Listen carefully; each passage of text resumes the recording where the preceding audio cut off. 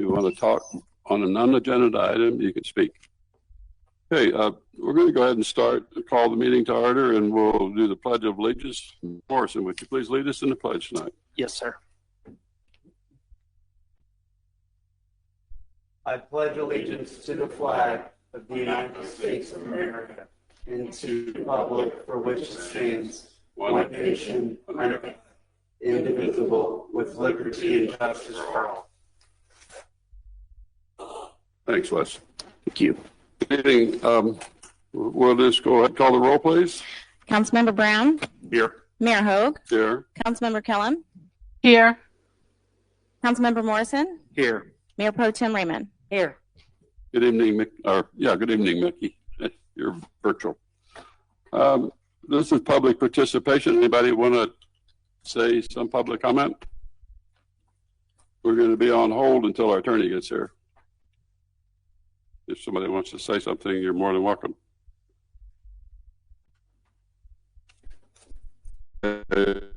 Participation. We'll just give a few minutes, maybe.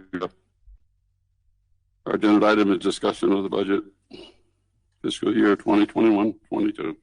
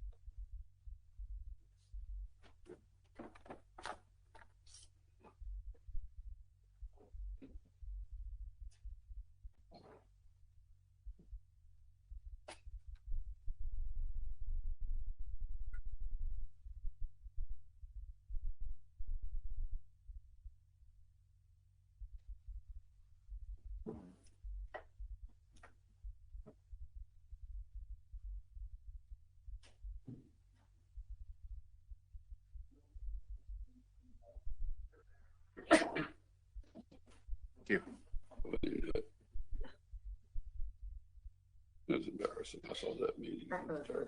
Thank you. Mr. Protocol. Yeah, right. I saw that. Oh, really? Yeah.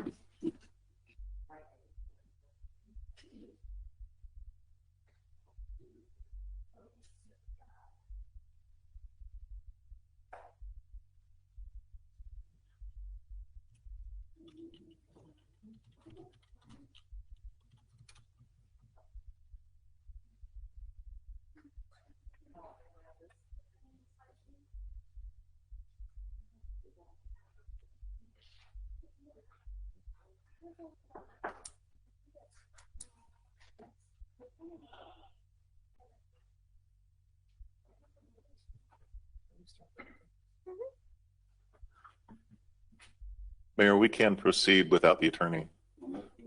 We can. Okay, we're gonna, on our first item here, and the only item is our proposal for the fiscal year 2020, 21, 22 budget and the 5 calendar year capital improvement plan. You have before us the memo also that we got 3 pages of our budget that we had upgraded that we asked for, and they're in your packet. And, we got a memo goes over all the items that were changed, and you have the items before you. Anybody care to discuss any other items or the items before you?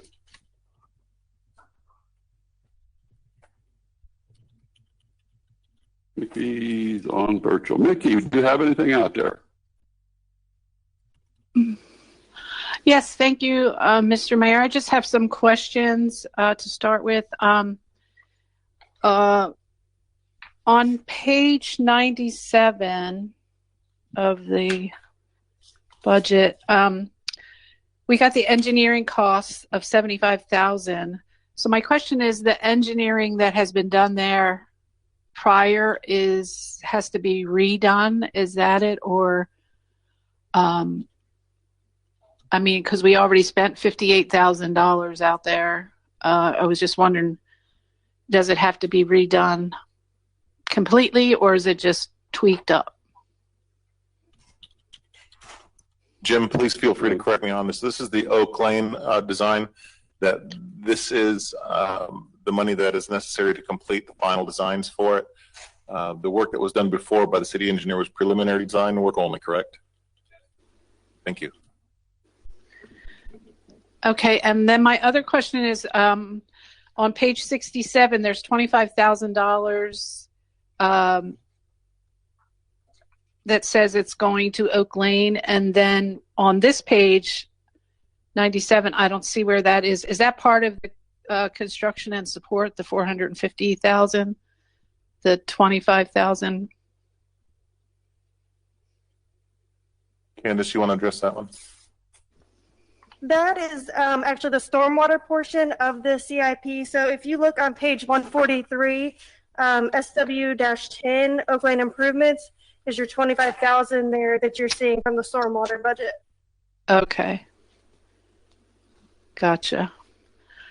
Okay, and then on page 120, the O&M cost of the Culture Center is $39,000. Is that a yearly cost, or is that just startup costs? That's the yearly cost. Okay. And then I didn't understand, and for people that aren't engineers or CPAs out there, the $65,000, it says stormwater fund. Why does that go to the Culture Center? If you could, somebody could explain that to me.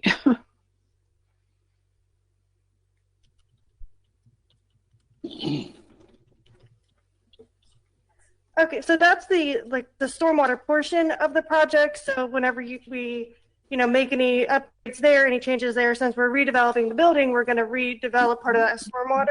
And Okay. so that is paid by the stormwater fund. Okay, that's what I just wanted to make sure. Couple more, on page 67, there's a grant.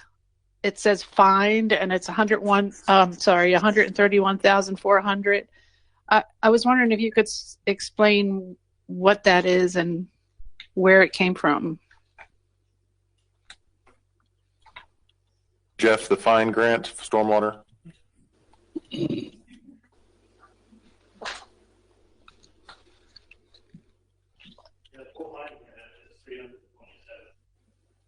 we used some of that this year, and that 130 or whatever number you mentioned, that's how much will be left over for next year. Okay, thank you. And then my last question was for Fire Chief Sergeant. Just because I don't know what an air light truck is, if you could, I saw it on there for $350,000, and half the cost. I guess the port is paying the other half. But just for me and people listening, if he could tell me what an air light truck is. That is, for lack of make it look like a beer truck, but it carries Okay. It's not. It carries our additional air packs, our compressor, the lights that I've seen, and also our foam supply is special materials. Oh, okay. That's replacing a vehicle that's 25 years old. Oh, wow. Okay.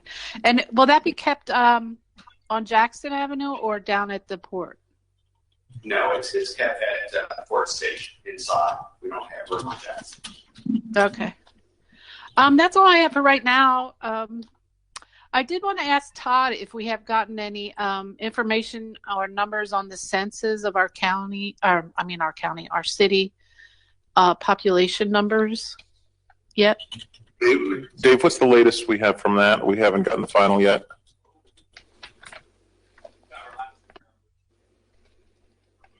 We have last year's number currently, Mickey, but we don't have the current number yet. Okay. All right. That's all I have for now. Thank you. Thank you. Okay, Mickey.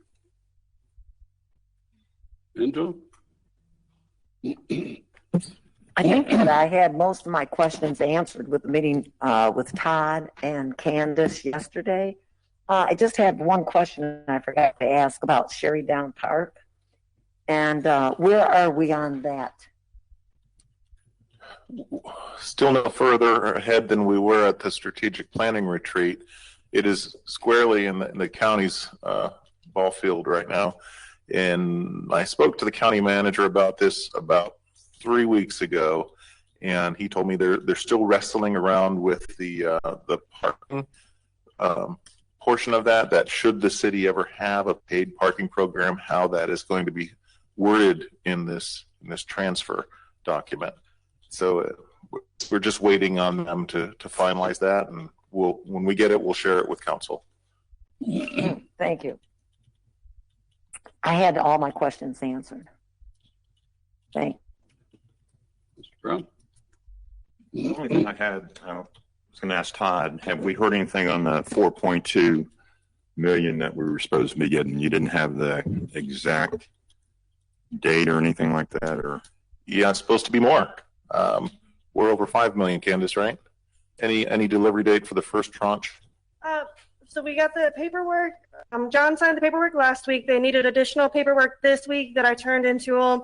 And in that contract, it said that it usually takes about 30 days before we get that first tranche. So, but yeah, we're looking at just over 5.2 million.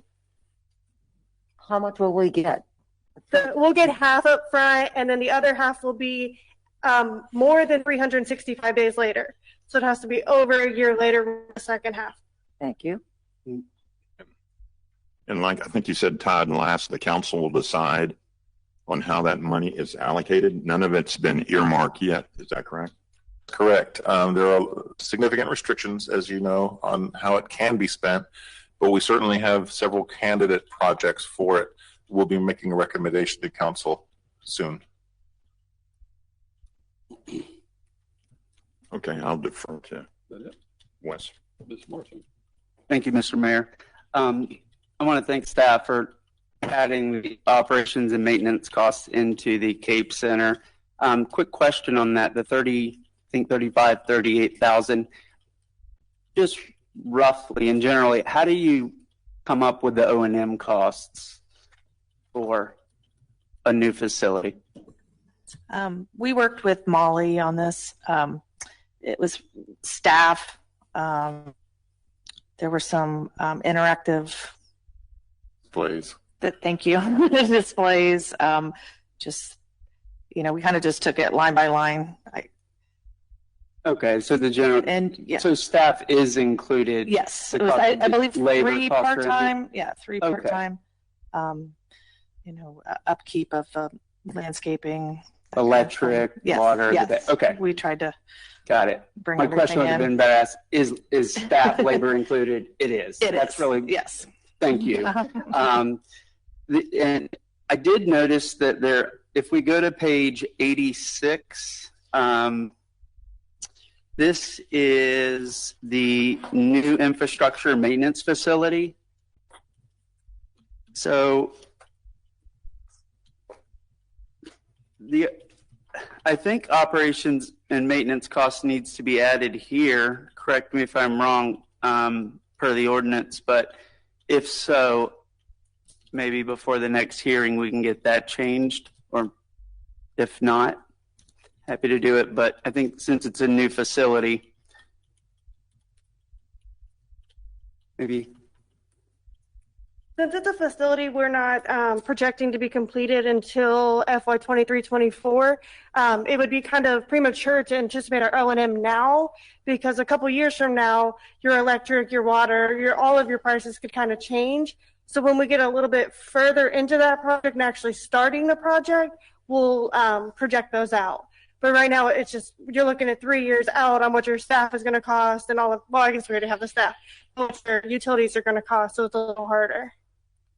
Got it. I certainly understand that. We might need to work on our ordinance too, because I think it just simply says anything in the 5-year CIP, or at least 3 years, I think is what it addresses, that it shall, any new facility shall include operations and maintenance costs. So just a high level, because I think when we're trying to plan 5 years out, it's good to know before just approving the upfront capital outlay what the O&M is going to be.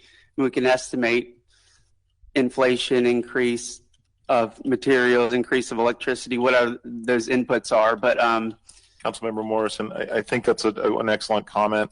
Jim and staff, let's work towards getting an O&M number in there for the next reading. Yes, sir, Jim. This is only a replacement building. It's not a new building. It's a replacement for the existing building. The comment, if you couldn't hear it, Mickey, is this is a replacement building. It's a replacement of an existing building. So that should be probably pretty comparable to what the O&M is today, right? If it's just a copy and paste or I'm sure it'd be more energy efficient and things like that, but it seems to me that if you're just going to remove and replace, the O&M would be comparable to what the IM facility is today. Is that fair? Yeah, let's see if we can put a number to that for the next hearing, please. Thank you. Thank you. Yes. Next one is page 119.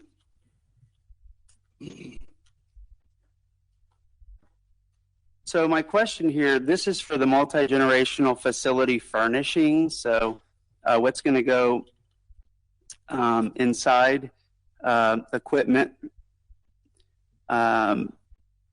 weight room equipment, tables and furniture, game room equipment, sports equipment, gym floor, cleaning machine, steam cleaners, tip and roll bleachers. And it says that the sources of funds that's going to be used is the general fund and the CRA. My concern is that, you know, state statute, community redevelopment agencies, CRAs are, I had to explain it to my daughter, it's to help with blighted properties. And when we think of blighted property, I think we think of the exterior, what we drive around in our cars and walk and bike through the community and see.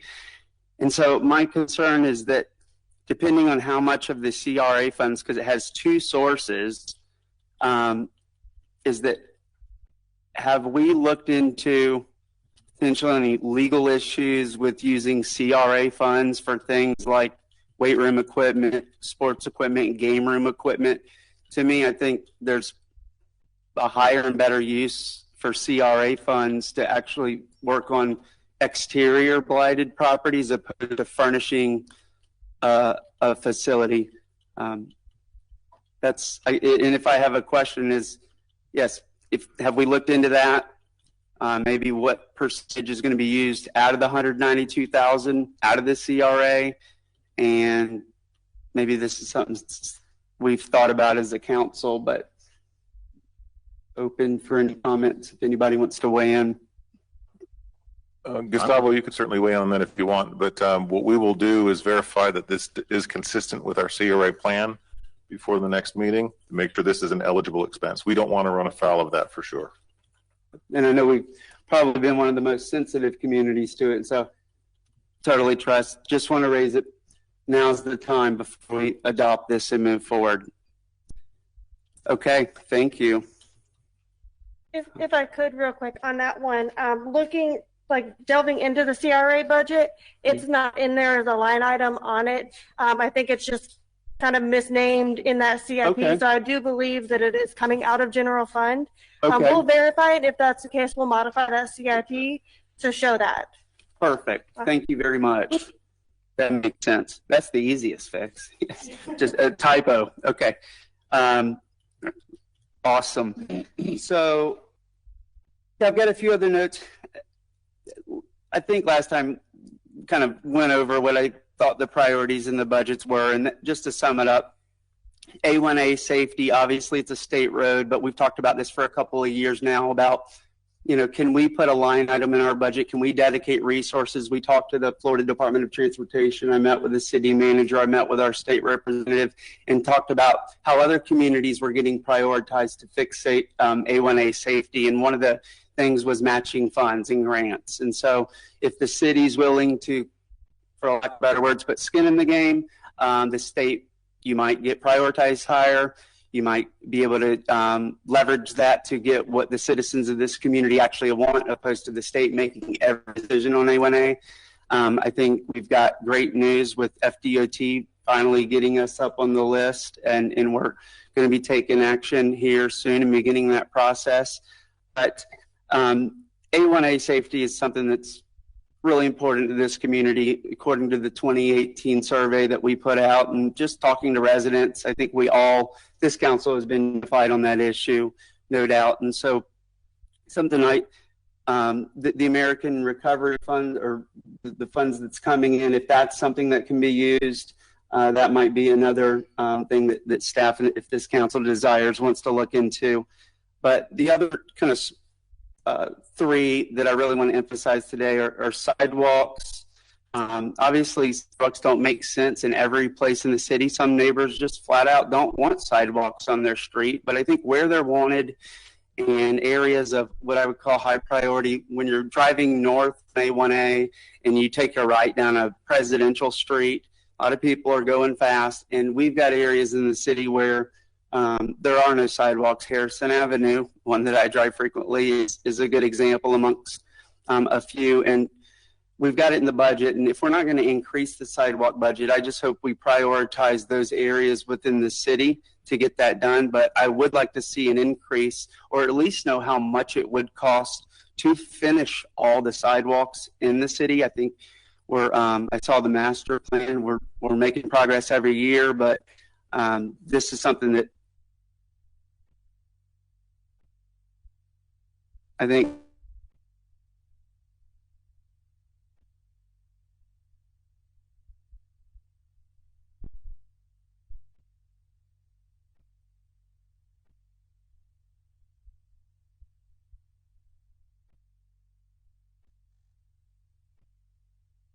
is agreed on as well, and we've worked on. But when I look at the budget for solar lights, page 94 would be the reference. We approved last time to kind of fix them on an as-needed basis, and I think our city manager had basically expensed and used all those funds. And so my question is how much does it cost to get 100% of the streetlights working in Cape Canaveral? Since I've lived here for 11, 12 years, I have not seen 100% of the lights working in the city. I know that solar lights, we had some issues with products and procurement, but the last time I checked, we still had 7 to 8 out on Ridgewood Avenue, and I know there's other parts of the city. And so if we can prioritize that, we've got $58,000 a year allocated, and if it means we have to double down this year, I think it's worth it. And the last thing is flooding. Obviously, this isn't an issue in every part of the city, but we know where the problems are. Staff has been working hard to provide temporary solutions, such as pumps, Center Street Basin, which really brings in, which was the focus on how we can fix these issues. We've got an agenda item before us tonight, which I'm enthused about, that's going to help take that next step. But I think the flooding for the Center Street Basin, the central, if we approve the engineering, I believe we should try to also be in a position, whether we choose the alternative to acquire private property to build a retention pond, or that we go underground with the next filtration system, that we have the funds ready to move on that. Because flooding is one of those things that I think is a priority. It's all not the city's fault. There are private property owners prior to the codes that we've passed over the years that's built in a way, a lot of pavement, a lot of impervious surface that cause flooding. But where we can improve, I'd like to do that. And so to recap, A1A safety, sidewalks, streetlights, and flooding, I don't think this budget, if we adopt it, is going to fix 100% of the streetlights. I don't think it's going to fix the sidewalks or install new sidewalks, and I don't think it's going to fix the flooding this year. And for those reasons, that's why I didn't support it last time. And I do think we have the funds to make it happen. And so the question I'd like to just really ask the council to consider is, we're building a Cape Center, which is an amenity, cultural arts preservation enrichment center, the old City Hall. think we're all excited about the Cape Center. It's going to be a wonderful project. And we're building, redeveloping Patriots Park. The Cape Center is roughly $1.2 million. Patriots Park's $100,000. We also have a proposal for a promenade, which is a private property next to us where we would have to acquire the site, and we would develop that out roughly. I've seen numbers from 1.2 to 1.7 million. So if you kind of add it all up, we're talking about $2.5 million in what I would say are essentially amenities for the most part, the nice to haves, not the need to haves. And if we take that $2.5 million, which we do not have the money, the majority of that money in the bank today, we have to take on debt to actually build these amenities. And I just struggle with the rationale that I would not buy a piece of art for my house, this is me personally, before I would buy a broken light on my front doorstep, or before I would buy a broken sidewalk up to my front door. And I think that that's essentially what this budget is going to do. Is we're going to build a cultural arts and preservation center before we fix the street lights in completion, before we fix the sidewalks, before we fix the flooding. And that doesn't make sense. I want to see the Cape Center built for 1.2. I'd love to see Patriots Park redevelopment. I'd love to see the promenade, all totaling roughly $2.5 million. And I think the citizens will appreciate what we're trying to do there. But I envision not only those facilities being built, but I envision a citizen being able to walk outside their doorstep, not a sandbag because they have flooding issues, walk down a broken sidewalk under a street that's not well lit to get to that Cape Center. And so what I want the council to ask is, do we really want to build this project before we fix these core essential services?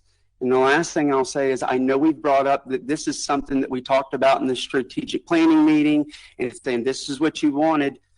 I don't think council felt like we needed to say that we want the street lights and the sidewalks finished, or I'm sorry, the street lights fixed before.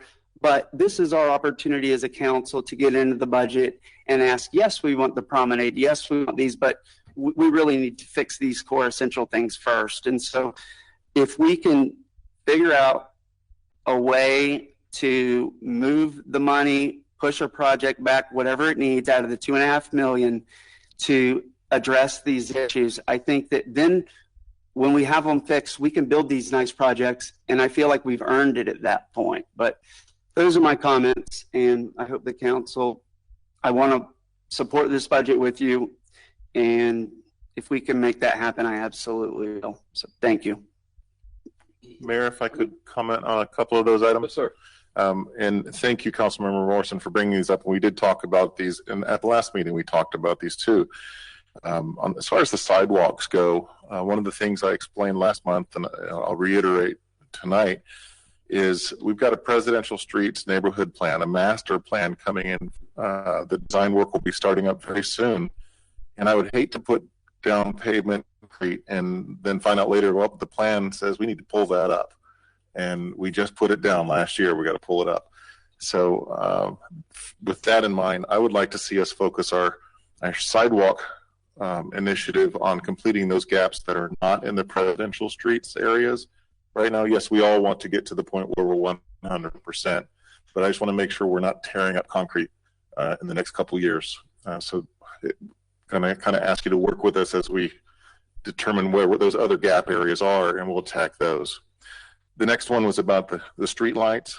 We did approve a 4-year plan, over 5 years actually, a 5-year plan for the street light replacement solar lights. We can certainly accelerate that if council wants to do that. You could just make that consensus tonight.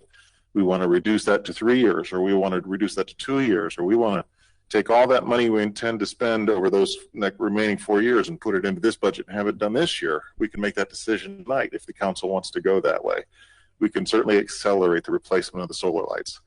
The reason we proposed the 5-year plan was because there are still several of them that are good, but they're running out of their useful lifespan. We might as well try to get our most of our money out of them while we can.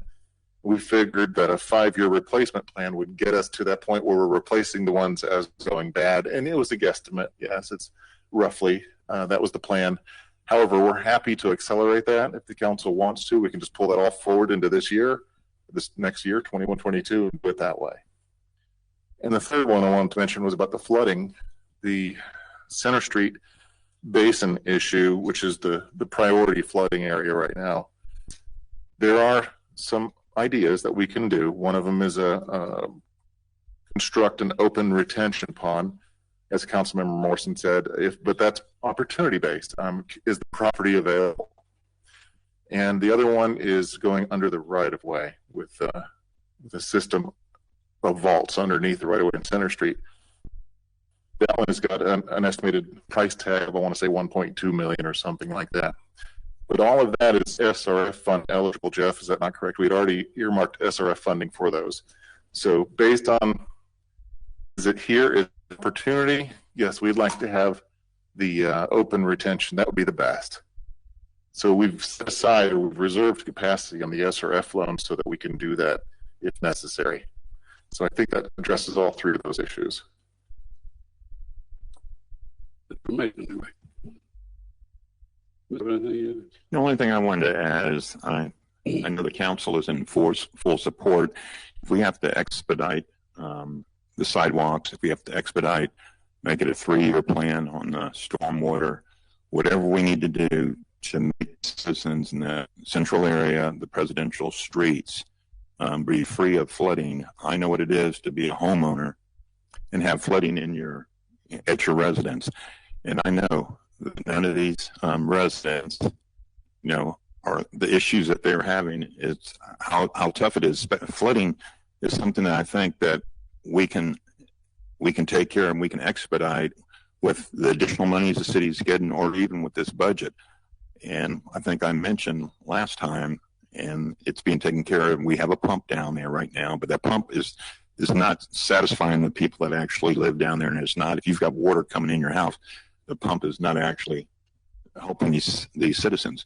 Whatever this council needs to do to help these citizens out and expedite this master plan, I think you will have a consensus on it, whether it be the sidewalk, whether it be the flooding issues, and whether it be the solar. So I think if we can move forward, and I think council will agree that we all agree that these issues are important. Thank you. You have anything, Andrew? Mickey, you have anything you need to add? Yes, sir. Thank you, Mr. Mayor. Sure. I just have a few things. I agree with Councilmember Brown and Councilmember Morrison that I think it's time in our city to prioritize the things we've been promising the residents for a long time. Sidewalks, paving Oak Lane. So, the man that owns the business there can be relieved of the flooding, and he's, been there 27 years. The promenade is nice, and yes, we talked about it at the strategic retreat, but that would be a nice thing, and it's not what we need. It's hard for us as a council to explain to Mr. Sawyer that owns La Cantina, the people on Fillmore that get flooded, the people on, we're getting to it, but we're buying this building, or we're spending the money on amenities when we need to get down to the basic structures of what we need in our city, get them fixed. And then, yes, the culture center is awesome. I can't wait for that to happen.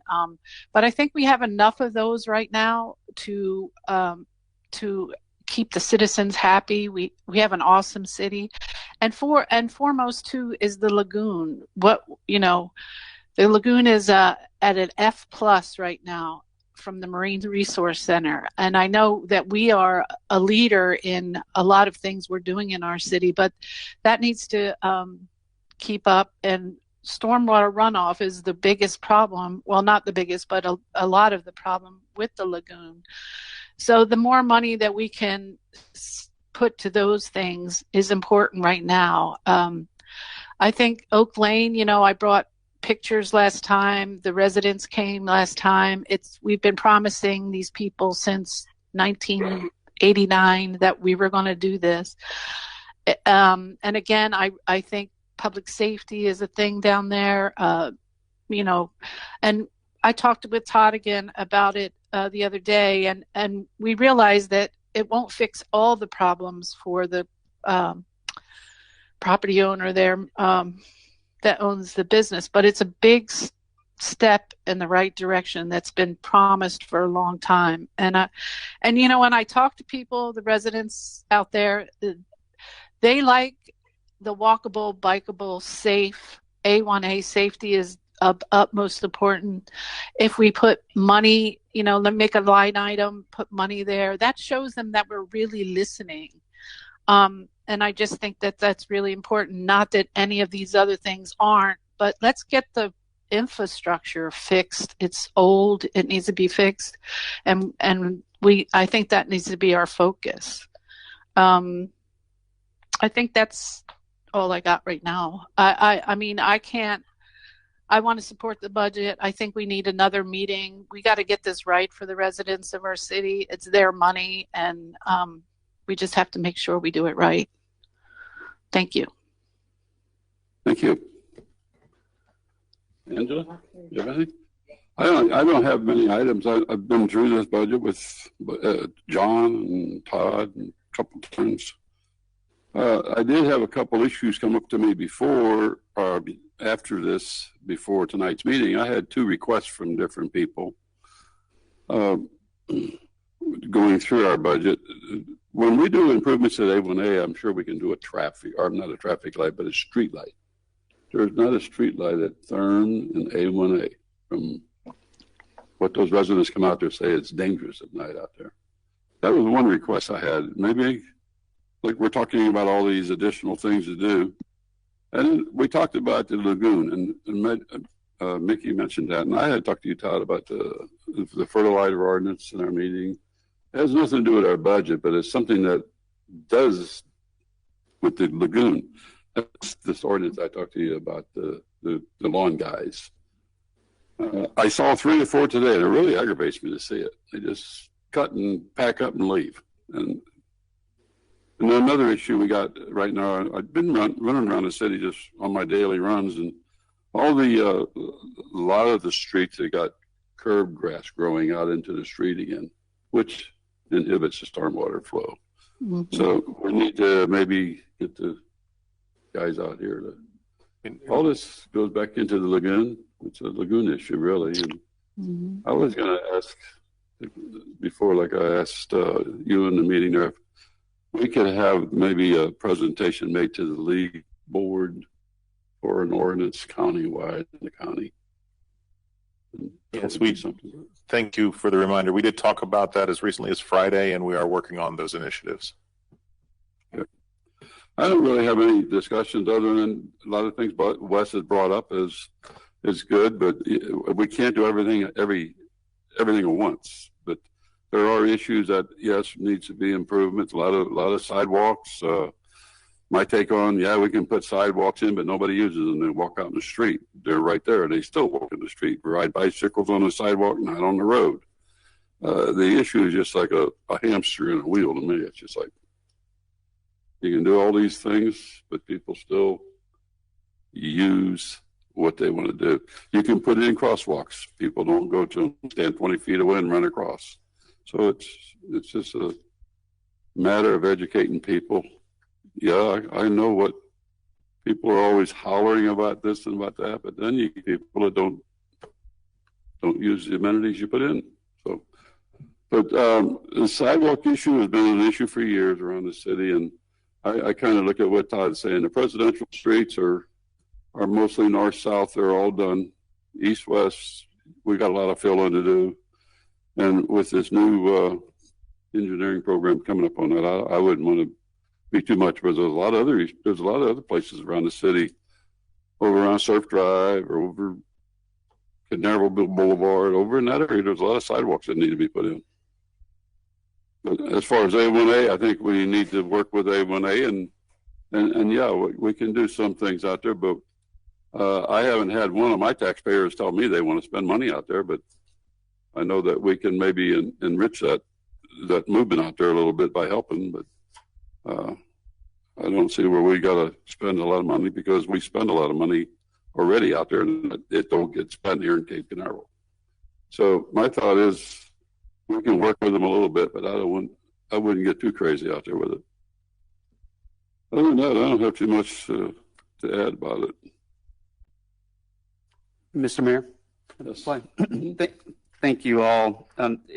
Yes, the lagoon, I want to invite the council and citizens or staff that the Marine Resources Council is doing a low impact development seminar for elected officials. If you know about it, great. I'm going, and I think we could all go. It'd be awesome, but if I'm the only one, I'll certainly bring back my notes and share.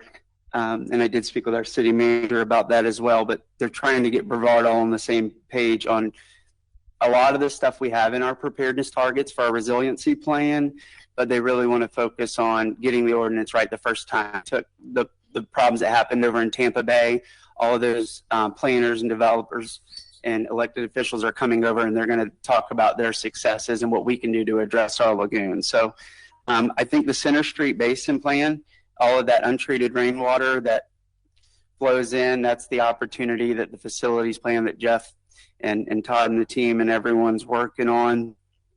And if getting that prioritized, we are taking that first step tonight with the 60 or the engineering study. I just want to reply on the solar lights.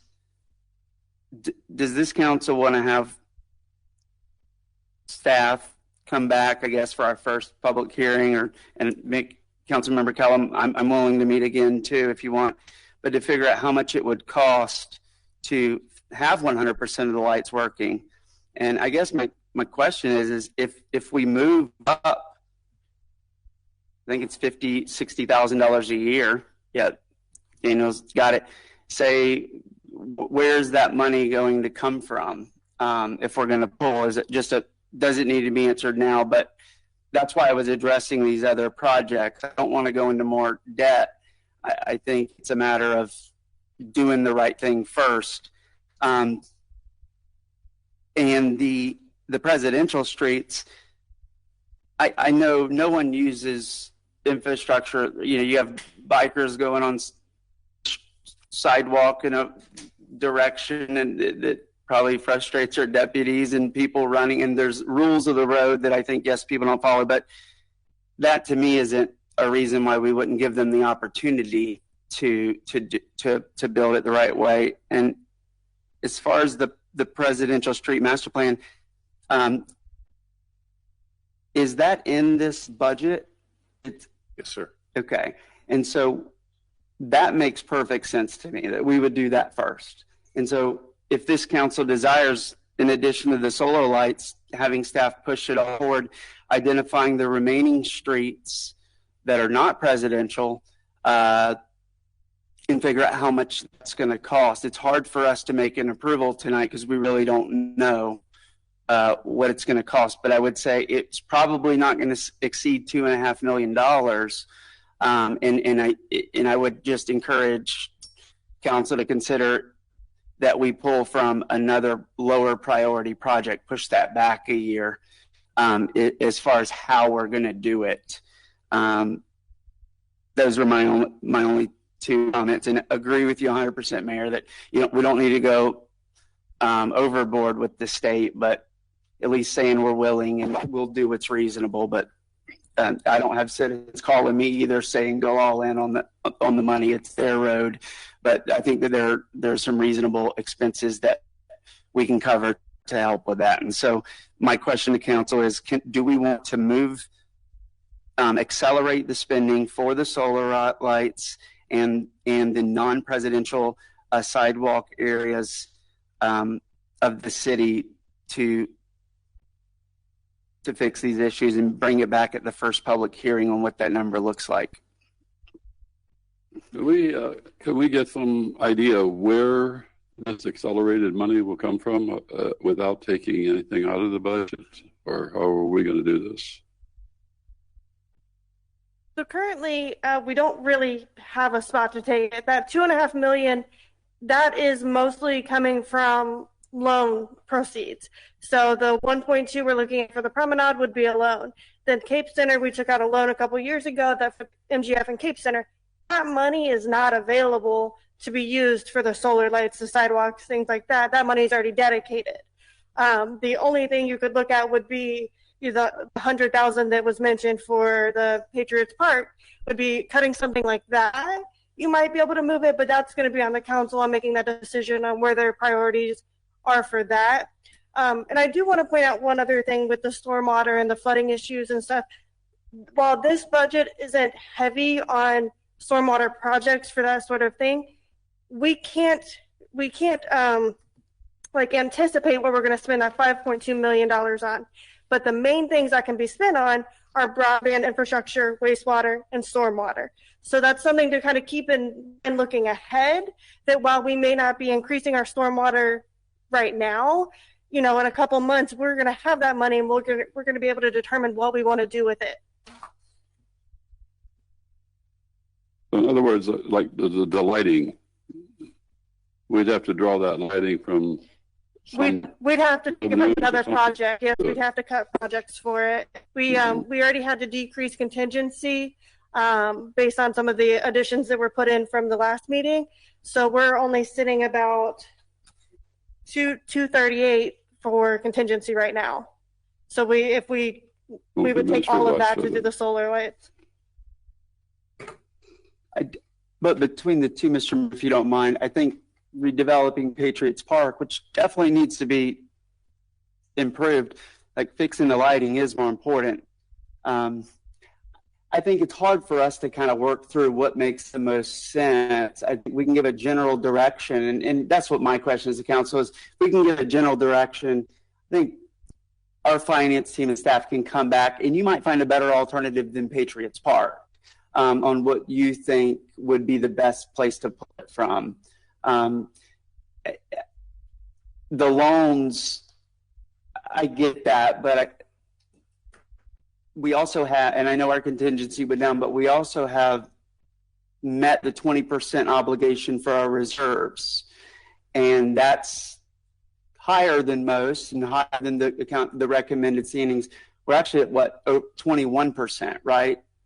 And so I'm all about reserves, but why have 1% more than our ordinance needs, which is exceeding the standards, when we could put that towards fixing the lights as well? So maybe that's another avenue that this council desires we could go down.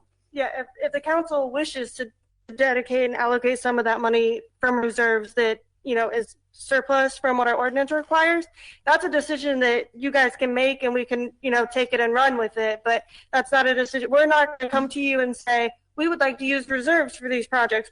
That's for you guys to tell us. Can I ask, how many of these street lights, the solar lights, are we lacking on having fixed? Jim, do you have the number of solar lights that are remaining to be replaced? So there's a total of, was it 98 when we started?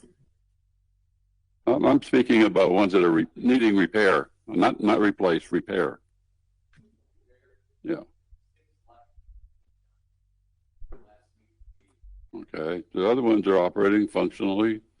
We're going to get rid of those lights as we go through this 5-year. That's correct.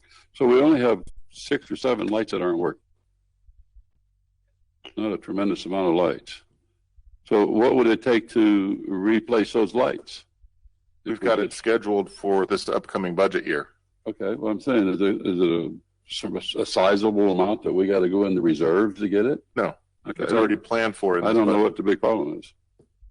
Well, that was the whole plan. When we brought this to you last year, was about a 5-year plan to do this, because we estimated that would be getting the most useful life out of the assets and trying to, with the goal of a no lights out scenario. we're just in the infant stages of that. We're getting there. We just got a little bit more to go. We feel like we're going to, next year will be that point where all those will be replaced that we're talking about, the ones that are out now. Right. We'll continue that over the next few years. So that when we approve the upcoming budget, those 7 lights are going to be fixed immediately, basically. Yeah, there's more than I 7. don't know what the big problem There'll be is. 21 replaced next year. Yeah, I'm just saying that the ones that are, where the city's not totally in the dark. It sounds like we're walking around in the dark out here, but we're not. But we got 7 lights or so to fix. We can fix them immediately and it's over with. So we got maybe some Florida Power and Light lights. That's another story, trying to get them guys to do anything. But I have a comment to make. I was just curious on the American Rescue Plan. I know we're going to use it for stormwater, wastewater projects. I was curious if energy products would fall under that category, and if perhaps some of this could be taken care of under a heading energy, because I know the sustainability and resiliency is such a big topic. And I went to one of the workshops at Florida League of Cities this past weekend, and energy is really a big issue. So I thought maybe some of this could be covered under the rescue plan. I know they haven't worked it out thoroughly. The other comment I have before you answer that is that the budget process takes a long time. Our staff is diligent, and they have been awarded the highest honors year after year for coming up with a budget. They work months on this budget. The process is very detailed and organized. And the leadership from John DeLeo has been excellent. And that's why they have been awarded year after year for an excellent financial statement. Thank you. Thank you. So the American Rescue Funding, so currently as it's written, there's nothing in there that says energy is one of the options. They focus a lot on the stormwater and wastewater because the state currently has those kind of plans in place. So it's easy for them to piggyback off of, hey, we're already requiring you to do this. This is kind of what we want. Use this money for it. But from everything I've read, all of the webinars I've attended, nothing has said that energy can be, or sustainability, that sort of thing. It's just focusing on the stormwater and wastewater. I have another comment. On Monday night, I wasn't going to bring this up till later. The coalition that Councilman Morrison is talking about was discussed by Lisa Susto, and she wanted one elected official from each city to attend that conference. So that's really great that you're going to attend that, Wes. Thank you very much. I think it concurs with the legislative policy meetings that some of the rest of us attend. So that's perfect. It's October 21st and 22nd. Mm-hmm. Thank you. I watched the Florida State Water Board meeting on TV the other night. It was on at 1:30 in the morning, and it lasted about 3 hours. It's the cities all up and down the east coast of Florida are doing a lot. We're doing a lot of good things, and this little city of ours is doing a lot. I think we're doing a lot more than a lot of the cities put together are doing it in Brevard County. From what I watch real close what we're doing compared to what a lot of them are doing. I think that with the grade, the city, all of Brevard County is an F grade. Everybody else outside of Brevard County is the lowest is a D, and the rest of them are A's and B's or C's and B's. But I watched that meeting the other night. There was some people and there was some really good input that if a lady named Lori Lee Thompson from Brevard County. Yes. She's very astute. She's been here. I've known her since we were high school kids. She gave them a presentation the other night. They should listen because that lady was raised on the river and she understands that river and what makes that river work. And it just a lot of things like that ought to listen to the people that have been here and know what the problems are. But it doesn't seem like Brevard County is making too too much headway on what they're doing to me. I just look at it and I look at the river a lot. I stop and just go over and look on the causeway and look and see if you can see the bottom. Some days you can, 90% of the days you can't. In addition, I just think that there's a lot that we can continue to do, and there's a lot more people could do. And in addition, Mayor, we're members of the Flood Coalition, and I don't think too many of the Brevard cities are members of the Flood Coalition. I just found that out this weekend also when I attended, and I was quite surprised. So I will be presenting that to Space Coast League of Cities, suggesting that they also join the Flood Coalition. Thank you. Okay, real quick. I think we keep going over this, that money, the 5.2, has not been earmarked for anything as of this date. Correct. And I know that you probably have some plans in place on how you would like to use it, but it seems like with that 5.2, a lot of these issues we're talking about, stormwater, solar lights, and sidewalks can almost be addressed in at one time. I know that's not enough to take care of all the stormwater, but it seems like we can really make a hit on some of these things we're talking about. Since Correct. None of that money has been earmarked, but I know that you probably have a couple of pet projects that you would like to see done with some of that money, but as of right now, you don't, and it seems like we could do a lot with it as far as these issues that we're having or discussing. Yes, sir. And one of the ones I'm looking very closely at is the deep well injection that we're doing. We just recently had the study done last month. The DEP requiring that our community and other communities discharge no effluent into the river, and there's a time clock ticking down on that, and we're going to have to find a way to resolve that. That's probably going to be a $5 million expenditure some future year, and I think this would be a great way to spend some of that money. But we've got time to plan for that, and it's just one of those mandates that we get from the state. We just have to comply with. So things like that is what I'm looking at for this. Could I just clarify also, like things like the sidewalks, the solar light replacements, those could not be used with that 5.2 million. Those are more infrastructure based versus stormwater, wastewater. It's a little confusing because it says broadband infrastructure, but that's just mostly for areas that don't have great broadband service around them. That they upgrade that, that's not a concern of ours. So we mostly are going to focus on that wastewater, stormwater option. Yeah, and we talk about the Center Street Basin and what might come of that, what might come of the study by the consultant. We're going to talk about that shortly here. We may need to spend some money there, and that could very well qualify as that ARPA funding. Sure. Mr. Mayor, if I may. we got to adjourn on 6 o'clock. Let's wrap it up. Okay, go ahead. No, go ahead, but let's do it quick. So my question is, for the next public hearing, I know we say they're going to get done. When do you think the solar lights will be done? Do we have the money today to knock it out, or is there supply chain issues? Or the plan that we're working is the 5-year plan approved by council as presented in this budget. And if there's desire to change that, we would have to find a way to identify a funding source for that. Like the 7 lights I'm talking about, like when can we say 100% of the lights are working? The 7 lights that are out, Jim, how soon could we get those done? November? So by November 1st, possibly? So, by November 1st 2022? of this year. So in a few months? Yeah. So in a few months, the lights will be working. We can That's do those. fantastic. Okay. As soon as we pass this budget, they're going to order those lights. They're rented.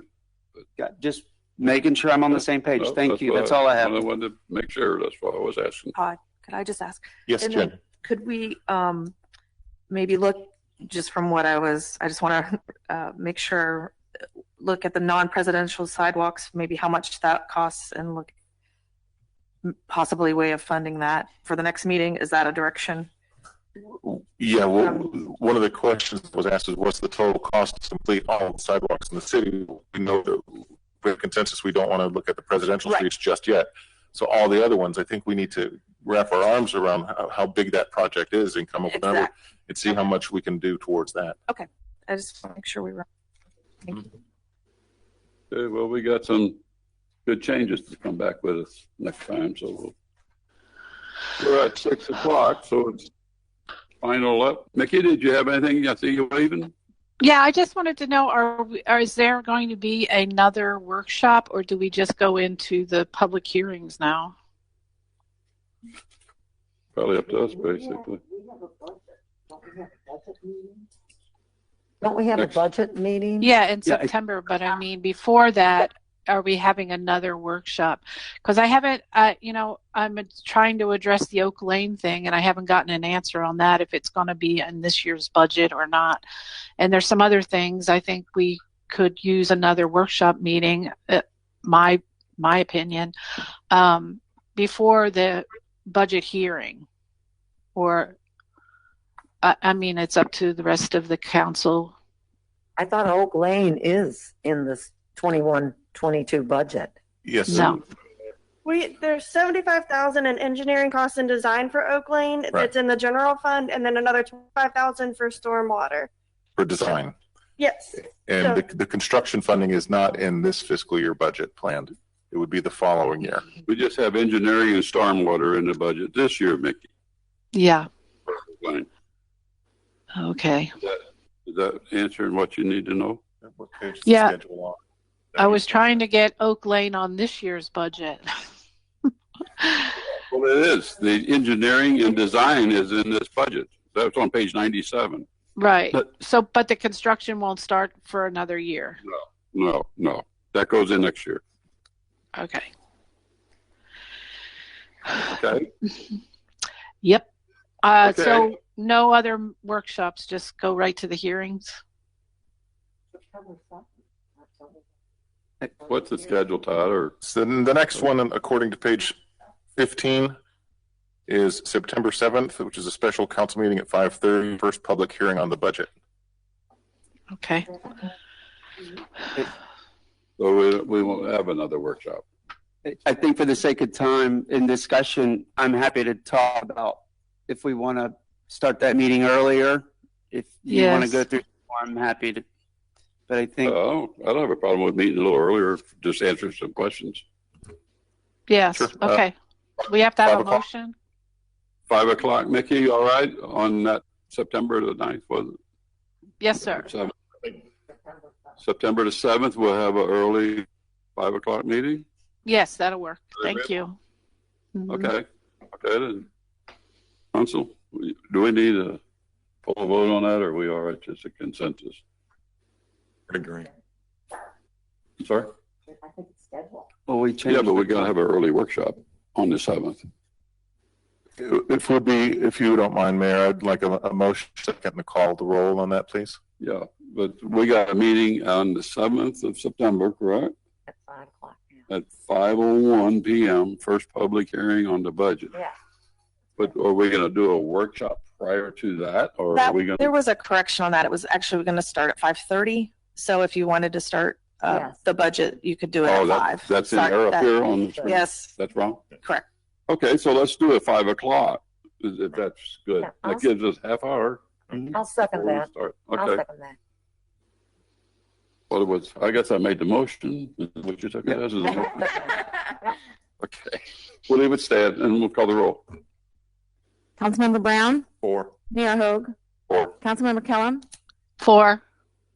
Councilmember Morrison, 4. Mayor Pro Tem Raymond. 4.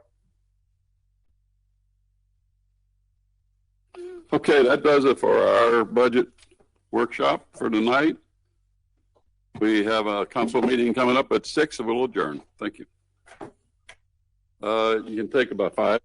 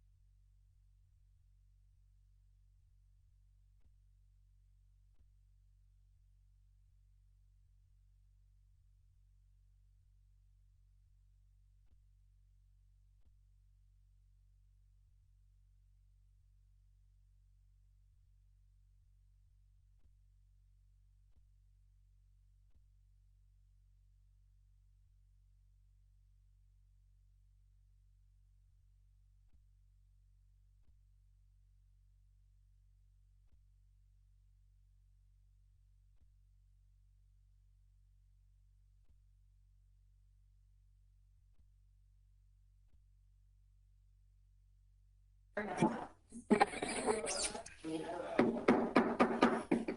we're going to get back to business here. It's 6:15 actually, but we had a workshop prior to, so we had to take a little break. Okay, I'm opening up the council meeting to City of Cape Canaveral, August the 17th. It's 6:15, and we'll go to order, please. The Pledge of Allegiance. Would you please let me lead you in the pledge? Pledge allegiance to the flag of the United States of America, and to the republic for which it stands, one nation, under indivisible, with liberty and justice for all. Thank you. Good evening, everybody, and thanks for being here. Okay, we'll have a roll call, please. Councilmember Brown. Here. Mayor Hogue. Here. Councilmember Kellum. Here. Councilmember Morrison. Here. Mayor Pro Tem Raymond. Here. Okay, our first order of business is public participation. If you fill out a card, you're welcome to speak on any item other than what's on the agenda. Anybody care to say something that doesn't appear on the agenda? Who's running virtual tonight? Danielle? I'm sorry. Anybody out there that would like to participate? Not with our current setup, and there were no emails received by the city clerk's office prior to noon today. Okay, thank you, sir. Okay, nobody wants to speak. We'll close public participation. Come to the dais. We've got presentations and interviews. We have a presentation tonight, a proclamation declaring August the 21st a Water Professionals Month. We have somebody here to receive. Come up to the podium, please.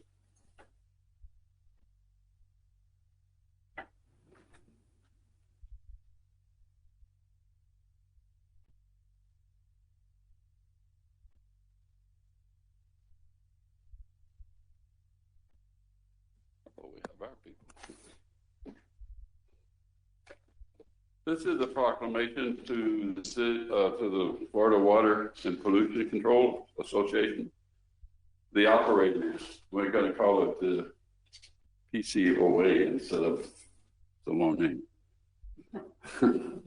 Whereas the Florida Water and Pollution Control Operators Association, known as the FWPCOA, organized in 1941, is a nonprofit trade organization that promotes sustainability of Florida's water utility industry through workforce development, to protect the health of Florida citizens, preserve the state water resources, and whereas FWPCOA offers water and wastewater treatment plant operators, water distribution systems operator training courses required for the state of Florida's operator licenses, multiple voluntary certification programs, and continuing education program for operator license renewal, and whereas FWPCOA is recognizing the importance of the Florida Statutes Administration Code that regulate water industry, acts as liaison between the Florida Department of Environmental Protection and industrial personnel, and whereas FWPCOA recognizes all those who have played a significant part in operating and maintaining drinking water, wastewater, stormwater systems in Florida by celebrating Florida Water Professionals Month, which applauds their constant efforts to protect our health and environment. 365 days a year through sunshine and catastrophic storms, and whereas water professionals are often emergency responders during storms and other catastrophic events, working to ensure safe drinking water and safe disposal of wastewater for our communities.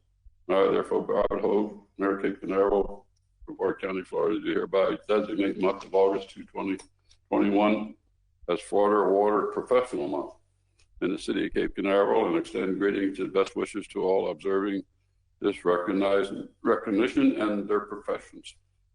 Thank you very much, June. Thank you.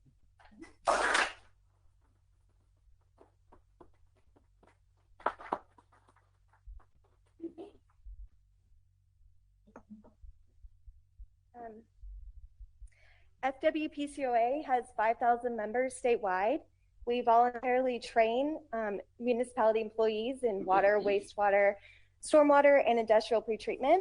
We have 200 members. Of those members in Brevard County, and we work behind the scenes to make sure that our environment and our community is safe. So on behalf of FWPCOA, June and I would like to thank the mayor, city council, and city manager for this recognition. Thank you. Very much. Thank you.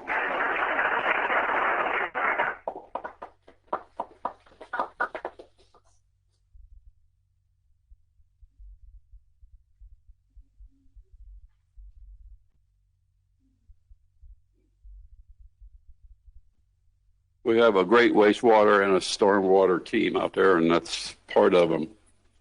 Thank you, ladies.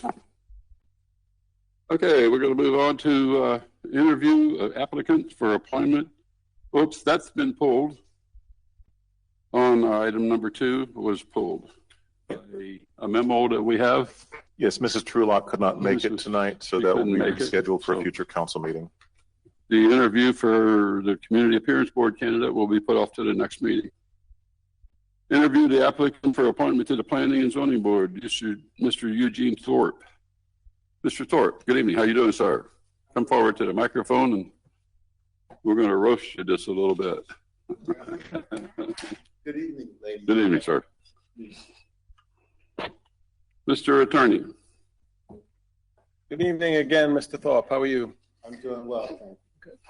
Just a couple of quick questions, formality. All the information in your application is true and correct to the best of your knowledge? Absolutely. Okay, you're in, the application is for the Planning and Zoning Board. Explain to the City Council why you'd like to serve on the Planning and Zoning Board. Well, a couple of reasons. One is that we're like our business owners in the community. We also have a nonprofit that in the future we're looking to help assist those in the community who need affordable housing or possibly some down payment assistance.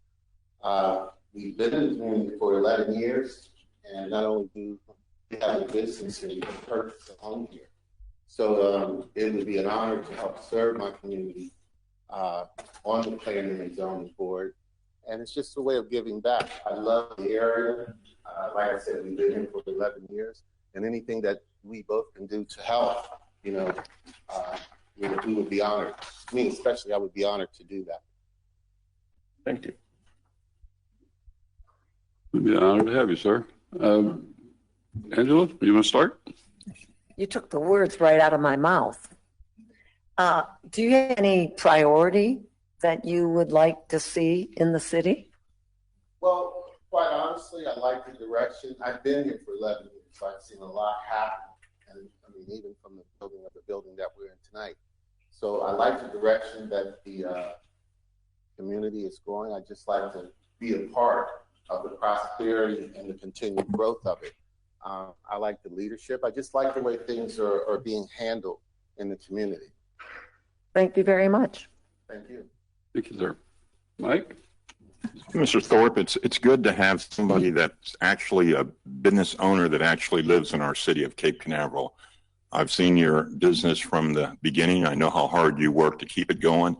And low-cost housing, affordable housing is very important to our community. And I'm glad that somebody is taking initiative, such as you, to see about doing something about it or helping our citizens out. Thank you. Thank you. Yep.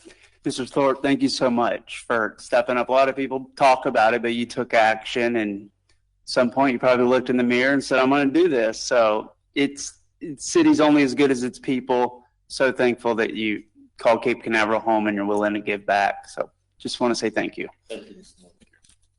Nikki, you're out there. We have a lady on virtual. She's going to be talking over the screen. Hi, Mr. Thorpe. Hi, how are you? I can see you, but you can't see me, huh? I see you now. Okay. Well, thank you for stepping up. We need people like you on our advisory boards. I'm really happy that you did that. I just have a couple questions. Where are you from? My wife and I are originally from Pittsburgh, Pennsylvania. She's a state correctional officer. I've been in the mortgage industry for 25 or more years now. And once she retired, we moved here, and 2009, 2010, something like that. So we've been here for quite a while. Right. How'd you pick Cape Canaveral to make your home? The average temperature for 75 degrees. So that and the proximity to Orlando International Airport and the beach. Really. All right. And what do you like the best about Cape Canaveral? I like that it's growing and it's taking the proper steps while it's growing. I mean, I've seen it, 11 years ago. It looked totally different today. And I think the way that it's growing, it's doing it the right way. It's not overwhelmed yet. And hopefully it won't be. But I like the way that it's growing. And I love the area. Awesome. Thank you. And my last question is, are you a Pittsburgh Steelers fan or a Philadelphia Eagles fan? It's a way of life. Well, thank you, Mr. Thorpe. I have Steelers footballs in my office. Oh, okay. Well, thank you, and thank you for stepping up, and we look forward to having you on board. Thank you. Told you we was going to roast you. I really, I'm very thankful. I notice you are in the real estate, which is a good thing, and that kind of goes along with the affordable realty. And you would be a very good fit for this community board. I think that's where all those types of things are taking place, and that's where they're giving birth to, is right on that P&Z board. I'm very sincere that I'm very glad to see you come into the picture with us, sir. Thank you. And I appreciate you stepping forward. You've been here for 11 years. That's great. You know what's going on. And you can come here to the meeting and get the real facts. This right here. We appreciate it. Thank you. And I would very well recommend you stick around. I think because it's on the agenda. You can see it happen. Thank you for applying, and thank you for your time. Okay, guys. Thank you. Thank you. Okay, we have presentation of the City of Cape Canaveral's 2019 inventory of the government operational greenhouse gas emissions. Zach, are you going to do that? Thank you, Zachary.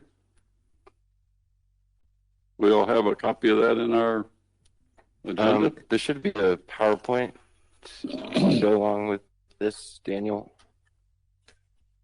There it is. Can you all see that? Okay. All right. Good evening, council members. Tonight we are going to present to you, or rather Tracy is going to present to you our 2019 Municipal Operations Greenhouse Gas Emissions Inventory. This is the first such inventory the city has ever done, and I am really happy and proud that our intern Tracy, who is from the University of Central Florida, it is her senior year, that she was able to help us do this at no cost to the city, because understanding our greenhouse gas emissions is extremely important into how we handle our sustainability and resilience projects, because it can give us a baseline to understand whether or not we're actually making a difference in reducing these harmful emissions. And we started this process in February of this year. And you may remember Tracy came to our Resiliency Action Plan workshop, and we briefly introed the program to you. We were one of 18 local county and municipal governments in the Central Florida area to partake in this program. We had a lot of fellow cities like Satellite Beach and Cocoa Beach also participate.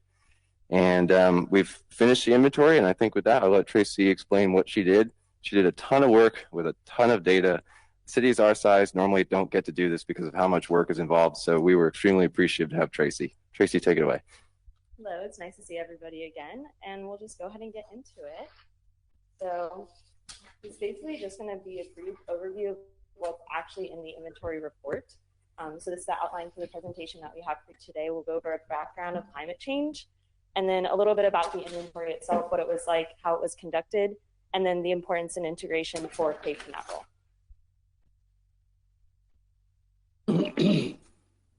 So we're looking at this because there's a phenomenon called the greenhouse effect. Basically, as you can see in this diagram, UV radiation travels from the sun through space and reaches Earth's surface. Some of this radiation is deflected back into space by clouds. However, we do have greenhouse gases in our atmosphere that will trap this radiation and keep it within Earth's atmosphere, which then leads to warming of Earth's surface. So that's what we're looking at here. We're looking at those greenhouse gases that are causing the increased temperatures. So these are 4 of the most common greenhouse gases. You have water vapor, nitrous oxide, carbon dioxide, and methane. Some of these are naturally occurring in the environment. However, anthropogenic sources are increasing them at alarming rates, as you can see here. So the National Oceanic and Atmospheric Administration, NOAA, releases the data pretty much every single year. And as you can see, all of these greenhouse gases are increasing at alarming rates. They're reaching historic levels every single year, and nothing's happening to curb them at this point. So the inventory, how we started, we had to look at what kind of activities are producing these greenhouse gases. And as you can see in the diagram on the right, there are 3 scopes that fall in, that government operations fall into. So you have scope 1, that's pretty much anything that's government owned and operated. So natural gas, vehicle fleet, any off-road equipment used by the city, and then your wastewater treatment plant, they're all gonna fall underneath scope 1. Scope 2 is anything that's purchased. The biggest one that we had to look at here was electricity, because we do purchase it from FPL. And then scope 3 is anything that is contracted out by the city.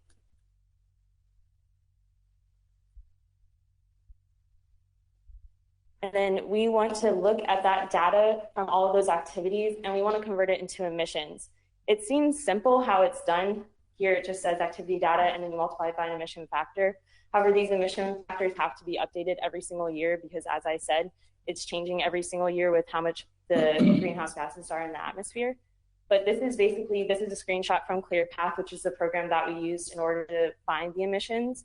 And you can see here that underneath outputs, you can look at carbon dioxide in metric tons, methane, nitrous oxide, and you can see a value there based on what activity data was.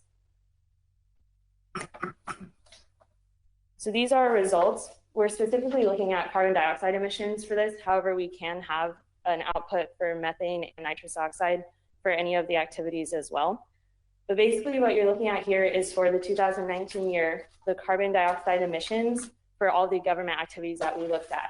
So your biggest one is going to be building and facilities. Clearly your electricity is operating pretty much every single day, all year round. You're at 1,105 metric tons of carbon dioxide emission for the year. Your next one is going to be employee commute at 83 metric tons. And then you have streetlights and traffic signals, vehicle fleet, and then wastewater and water treatment facilities coming in at the end.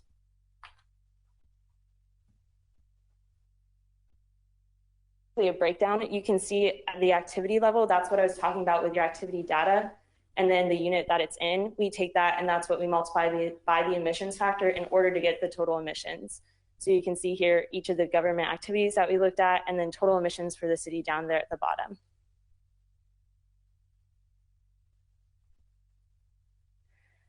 So the importance and integration for Cape Canaveral. I would just like to mention that the IPCC actually just released a report about 2 weeks ago saying that we're in a state of code red for humanity because of greenhouse gas emissions. So us looking at this right now is very crucial, and I think it's a great thing that the city has already incorporated some sustainability initiatives. So here, for example, we're looking at converting some of the fleet to emissions-free vehicles. And then we also have a mobile solar power generator, which will be great for disaster relief as well, and will also lower our emissions based on electricity. And then again, so this is also another part of it is that converting the fleet over to emissions free. That's going to help us bring down those emissions as well. And then we just like to point out that we have this beautiful resource, the Indian River Lagoon. It's provided a ton of ecosystem services to the city and its residents. And it's really important to protect these types of things. You wouldn't link it to emissions. However, nitrogen deposition is something that happens. So that's why we're going to see eutrophication. That's why we're going to see algal blooms. That's why we're going to see fish kills.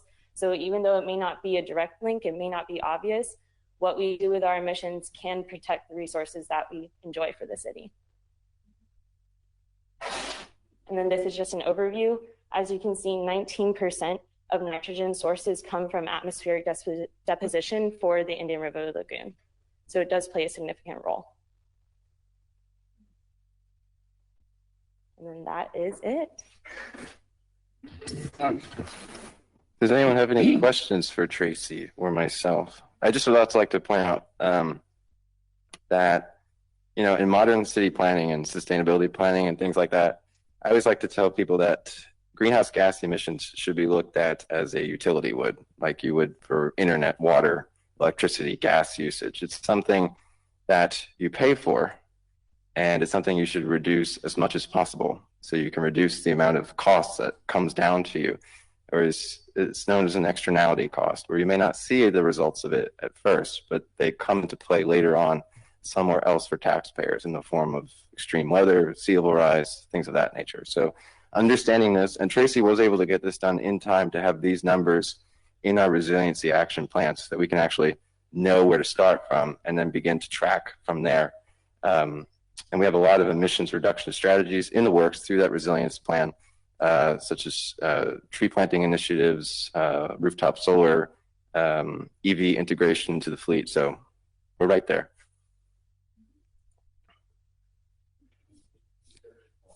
Very much. Yep. Very Mr. Mayor, may I have a question? Go ahead. Yes. Go ahead. For, Zach, Tracy, awesome job. I know the level of work that went into this, and it's like stepping on the scale. You know, you're kind of like, you got to know you got to do it. Yeah, and so seeing, you know, we're emitting, I think it's a great opportunity for Cape Canaveral to get out front, because there was a time when you were going to go down this path, the costs were so high.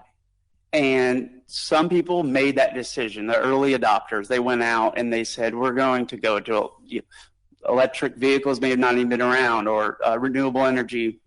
Back when it was called alternative energy, now it's becoming mainstream. And so now we know today what the environmental impact is with the total emissions of 1,324. And it looks like from this report, the majority, over 80%, is really coming from our buildings and our facilities. And so with the initiatives that we're doing, the preparedness targets with the solar, my math could be off, but it looks like a little over 2 megawatts of solar will wipe that 86% out.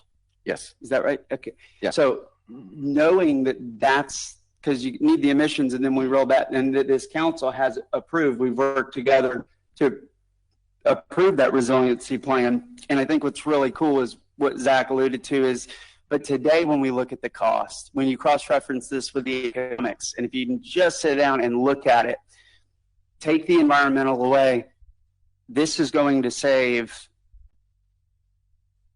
the citizens of this community a lot of money in electricity costs, fuel costs, and the cost to drive, right? It's not just the cost of electric car, the cost per mile. Saw a study that you actually shared, and it was fascinating because when you look at the price up front, but all of these investments that we can take are going to end up paying for themselves from a financial standpoint, which takes some time to study and understand it, and then to know that we're going to be able to claim we are net zero. I think that's the buzzword today. I think it's really cool. So I just want to thank y'all. I did have one question. When I was going through your approach to calculate this, what was the reasoning behind adding in the commute? So everything else made sense to me. The facilities, the buildings, the vehicle fleets, code enforcement. I don't think you went as far as our deputies, fire, and waste collection, if I read. And I know that we could go down that road, but just at a high level from the data that you were able to retrieve, the one that jumped out was the employee commute. It only made up about 6 or 7%, I think, of it. But I just wanted to kind of, I know we're not voting on anything tonight, but set that, should we as a city feel responsible for that? Because I want to start with the right message. I think individuals, and my mind probably went too far on it, but I'm just trying to understand. I understand culture is important, but if we're going to take responsibility, if the big number is 1,324, do we think each individual can make that decision? I just don't want to start with the wrong message that we're going to have to try to get down as a city the 83 for the employee commute. Just wanted to hear your thoughts on why that was included. It's good to know, but yeah. So that was optional in the inventory when we first started. We said that that was something that we didn't necessarily need to include. Okay. However, Zach has mentioned to me that a lot of the residents and a lot of the people that work do commute in for work. And this is also based on 2019, so it's different because 2020 we wouldn't have had any numbers. Basically, it would have been very skewed. But I think that it's important to include it to see where they lie with the emissions, but also, like you said, start where it matters. Like start at the city level, building and facilities, start converting your fleet, because then if you lead by example, it might have people consider like, hey, maybe I should look into getting an electric vehicle. I see that we use them for fleet now. Look at the gas mileage, look at how much money they save by using them. So I think it's more so just to see where it's at, include it just because, but I definitely think start with buildings and facilities, start with the vehicle fleet, start with what you can. Sure. In the effort to claim we're net zero, I felt like that would be a moving target. Yeah. Somebody buys a truck, somebody buys an electric car, they move further away. And so I'm like, if we're going to set a goal, it makes sense to me that we might want to just create awareness about that, but maybe remove it because we may never get to zero. Yeah, we could, like you said, we could go down the rabbit hole with this quite a lot. With like scope 3 emissions, we could go way down the supply chain, to figure out how much we really are emitting. But at a high level, we wouldn't include that in our resilience efforts, because we really just want to set things for ourselves. This is a nice number to know, just to see, because it's incorporated into our work, into our efforts and what we do. But I'm most focused on leading by example and letting us set the direction, and people can follow if they wish. Because usually what we do, it turns out, it does save money. It does make a difference in the environment. And for this data, I would really focus on, like you said, okay, we understand now our electricity usage leads to this amount of emissions. So let's tackle that. And it's a big chunk. So why don't we go there first? That employee commute would certainly be last on my list, and I wouldn't really want to touch it. If we can knock the facilities out, that's going to be a big win. Thank you all very much. Thank you, Mr. Mayor. Thank you. Thank you for what you've done in this report. I think it's an excellent report. It's something that every citizen probably needs to look into.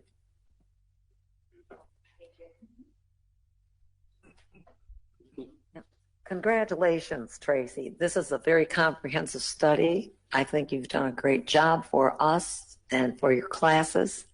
And I know you're about to graduate, so that's really something to be proud of. And it's, as I said, that's something that no one could ever take away from you, your education.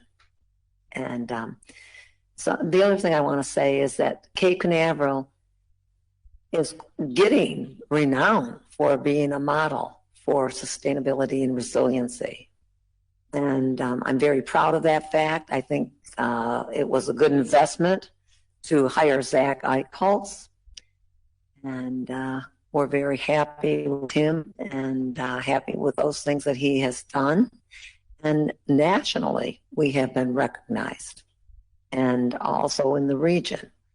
And people know who Zach is, and they know what we're doing here in Cape Canaveral. So congratulations to both of you. Thank you. Thank you. Vicki. Yes, thank you. Zach, this is amazing, this report, and you guys did a great job.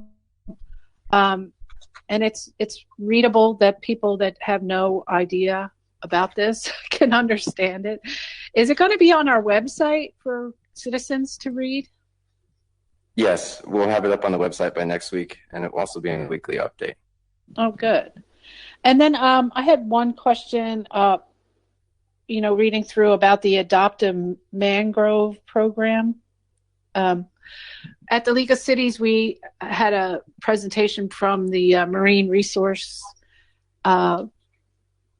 Coalition, or whatever it's called, and they said they were talking about mangroves in front of seawalls and how they're working on that. And I know I don't know how many seawalls we have along the water edge, the river edge, but is that something we're also doing, working with the seawalls, and how does that work with the mangroves? The adopted mangrove program has so far stayed away from seawalls. It's difficult to plant them there because if we planted them directly in the water at the age that we would plant them, there's a good chance they would probably wash away, unfortunately. Okay. So far, the program, though, has been successful in getting mangroves integrated into soft coquina seawalls. I think the program has given out over 30 mangroves so far to front property owners that had a appropriate shoreline to do it on. It will take years for those to develop and grow to a meaningful size, but they're there, and that's what counts. And they're growing, and they're sequestering carbon dioxide, and they're protecting the seawall with their roots. And so we're doing it where we can, I guess, is the short answer. Right. Okay, and then my other question was, where is it? Oh, I lost it. Oh, with the tourists we have here and all the people that come through our city, that's going to be hard with the emissions. That's going to be something that. How do you try to have that in the equation of how much emissions we have? You could certainly try and account for it. I honestly don't know how we could ever begin to those to be reduced. I don't know if it's necessarily our responsibility to get those emissions reduced. Those are going to be outside factors relating to the auto industry at large, at federal level. But like I said, the best I think we can do and should do is just monitoring for ourselves as a city and our operations with our facilities, our buildings, our fleet, our waste tanks, things like that. Right. Well, I went to the Florida League of City conference over the weekend, and there's a lot of people talking about Cape Canaveral and how far ahead we are with resilience and sustainability. So that makes me really proud, and thank you so much for what you're doing. And then, the new buildings that are coming up, like the maintenance building over by the the wastewater, that's going to have solar on it as well, right? We've scoped 4 solar arrays so far. One at the community center, one at the Cape Center, one at the Public Works admin building, and one on top of the BCSO building. Awesome. So we have those in the works, which will make a serious dent in our emissions portfolio, which is good, as well as energy savings. Awesome. Thank you so much. Are we going to have another intern next year when this is? We need to do another report. Well, thank you so much. Thank you. That's nice to hear. Thank you. You have some comment? Yeah. I just understood about the seawalls that really the seawalls should not have been placed where they were, from my understanding. Right. That we don't have any, do we, in Cape Canaveral? I've seen a few, but not many. Not in Cape Canaveral. Seawalls, I've seen a few, but...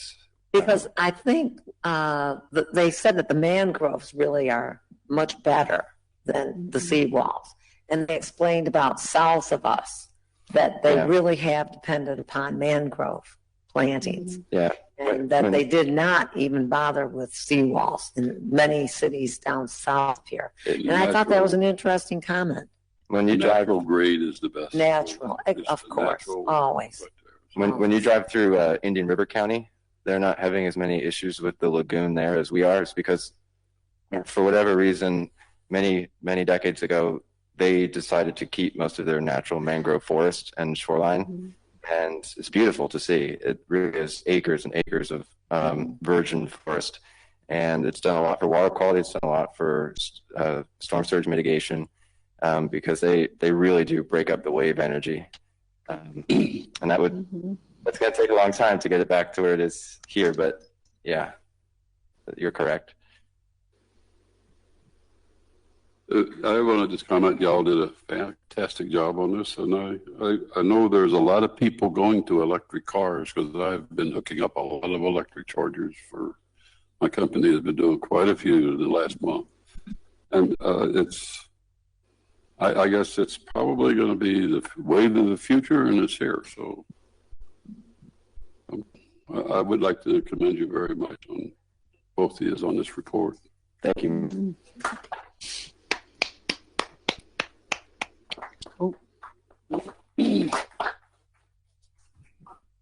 I think maybe for some generations of time, we'll see a real big savings out of this. It looks like it. Okay, that does it for our presentations and interviews. We're getting into our consent agenda, and we are going to be pulling item number 2 or a future date. And is there anybody who wants to remove anything else from the consent agenda? If not, we'll look for a motion. I have one little correction, Mayor. One little correction. I think that there was something mentioned about the A1A project. I read that, but it was not at the legislative meeting that I went to for transportation because I did not attend that legislative meeting in July because I was recuperating from my surgery. I think it was in the TPO report from the DOT is where it was given to all of us. So I just want to correct that at the end of the minutes. Thank you. Okay. Anybody need to remove something for discussion? Yes, Mr. Mayor. Items number 3, 4, and 5, please, just for brief comments. 3, 4, and 5. Hello. Only leaves item number 1. Mickey? Yep. Yeah, I wanted to pull number 1 just for some. Okay, we got all 4 items pulled for discussion. Well, I think it's all 5, right, Mr. Mayor, because you wanted number 2 as well. So if you need a motion. Well, we got item number 2, we're going to just pull automatically according to our memo. We don't need that makes all of them. motion on that. But we got items number 1, 3, 4, and 5 have been pulled for discussion. Item number. Let's start off with item number 1. Who pulled? Mickey, you pulled that, didn't you? Yes, sir. Go ahead. Okay. I just wanted to make a comment on the minutes from the budget workshop last time, and down at the end. And to me, I was at the end of the meeting. I was really excited that the council had come to a really good consensus that the things that are important to our city right now is the flooding and the central ditch and Oak Lane paving and sidewalks. And the way it's written and the way maybe I read it, I just thought it at the end it says, where are we? Discussion continued and included Long Point Road estuary program and the need to be careful with the related project stormwater problems throughout the city. Stormwater fund, federal funds cannot be used on ongoing projects. The promenade project and safety and security of the residents being highest priority. And I think that we really came to a consensus, all of us, and maybe I'm reading it wrong, that the flooding and the paving and all of that was a higher priority at this point than the promenade project, and that we had a 5-0 agreement on that. I thought that should make sure we have that, the flooding and everything is the higher priority than the promenade project, if that makes any sense.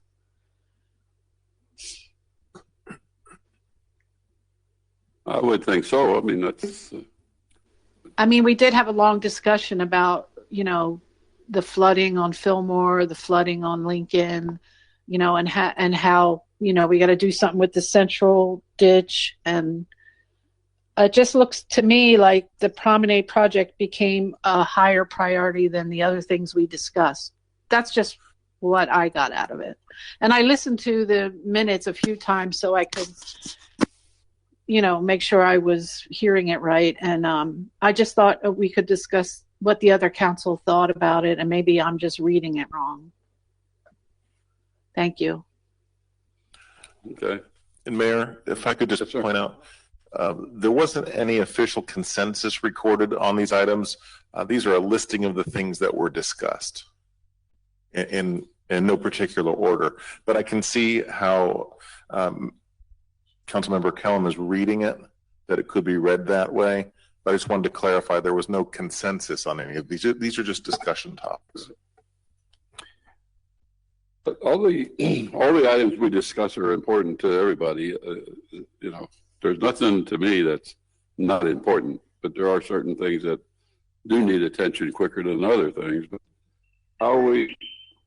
Wow. That's important too. I guess I've done real good on that one, huh? I got an upper for that one. But I just look at things that, well, the promenade, yeah, that's a good idea, but is it more important than safety? Is it more important than streets? Everything's important. And I know that the city has always been trying. In fact, we looked years ago to try to buy the Union building up here to try to gain the whole campus area here. So it's an always ongoing thing. It's properties are up for grabs, grab it because there isn't anymore. But I look at things like that, and I look at the streets, I look at the sidewalks, I look at the water and stormwater. Those are my issues that I really think those are important issues. And I don't want to prioritize anything more than safety above anything else. But stormwater, flooding, those sort of things are important. So I think the city has over the last many years, I know we've had master plans. We've had a vision. We stick to that as best we can. And I don't know where we've ever gone out of the vision. Every year we've always added things that we can do. We have our strategic meeting every year, and that's where those decisions are made. And when we make those decisions, we should stick with them. We shouldn't be changing and flopping. And when you start doing that, you don't get anything done. So you stick with a plan. If you make a plan, you stick with it. And yes, if you have extra funding coming in, which we have $5 million coming into us as extra, we can maybe do some of those things. But using that money, we got to be real careful, because if we misuse it, we have to repay it. So we want to be careful on how we work with that. And I'm for just leaving things the way they are. Like the manager says, they're not prioritized. They were discussion items that we discussed all of that together. So I would like to just see us keep course of what we're doing and go forward. That's my thinking. Mr. Mayor. Yes, sir. So I agree. Actually, I said that today. I said I'm kind of thinking through the budget, and I'm like, it's all important, because it is. But I think the issue here is that it says that if somebody reads this, it says that this safety and security of the residents being the highest priority. So it's not importance that what I'm reading and talking about right now. It's that if a citizen or council member in the future goes back, or staff goes and reflects on this, it looks like the promenade, that we agree that the promenade and safety and security of the residents being the highest priority. I think we would all agree safety and security of the residents is highest priority. But the role of this agenda item is, do the minutes reflect what actually happened? And in this case, if we did say that it was the highest priority, whether we took consensus or not, if that was stated, I think that the person who stated it, might need to be mentioned, or we just take it out. But it could literally just say the promenade project and safety and security of the residents was discussed. Authority. I think that I'm talking about removing the words being highest priority is what I think Councilmember Kellum's point is. Right, but the way it's written, it does lead you to believe that. But what we did is we took all these things from the strategic plan that we talked about. And the wording, how it did get worded, it sounds like it's the highest priority, but it really isn't. And that's the whole point, is it's just like you said, Mr. Mayor, it sounds like it's the highest priority. I do not think the promenade project is the highest priority. No. And I think this whole council would never, none of us would call it number one. And But I think that if we They want to weren't rated. correct the accuracy of what this represented, what happens, I'm in support of that. I think it should read the promenade project and safety and the security of the residents was discussed, and not try to say that it was the highest. I don't know if that creates any value.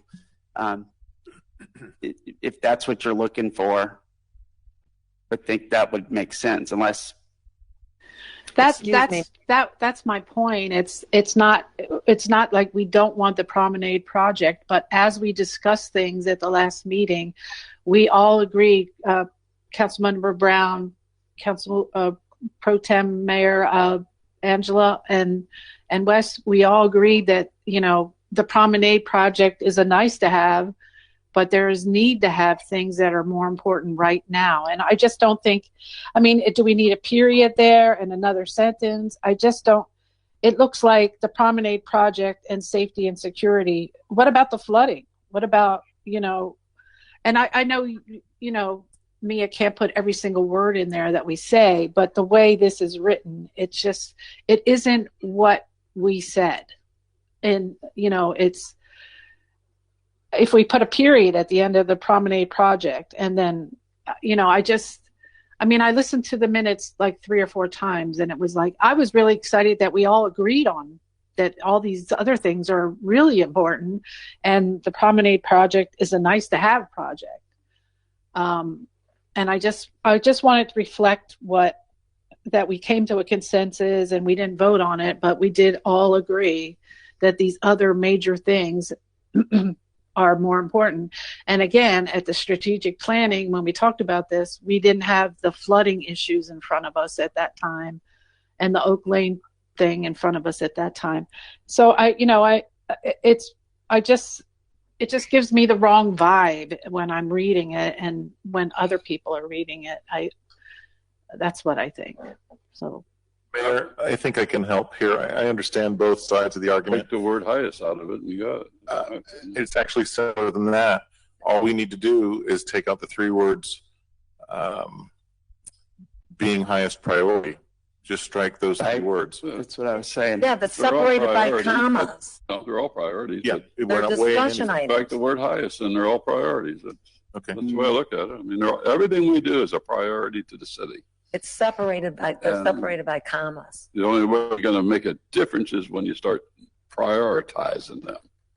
Say, this is our number 1 priority. This is our number 2 priority, which we haven't done, basically. No, they're not rated. They're just. We just try to work everything just as we can. Discussion. These are the things the we budget, and then discussed. there's constraints on the money. We got constraints on CRA money.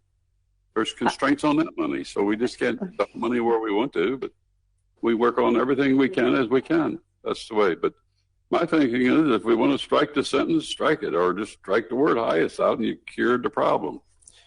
I think that's a good.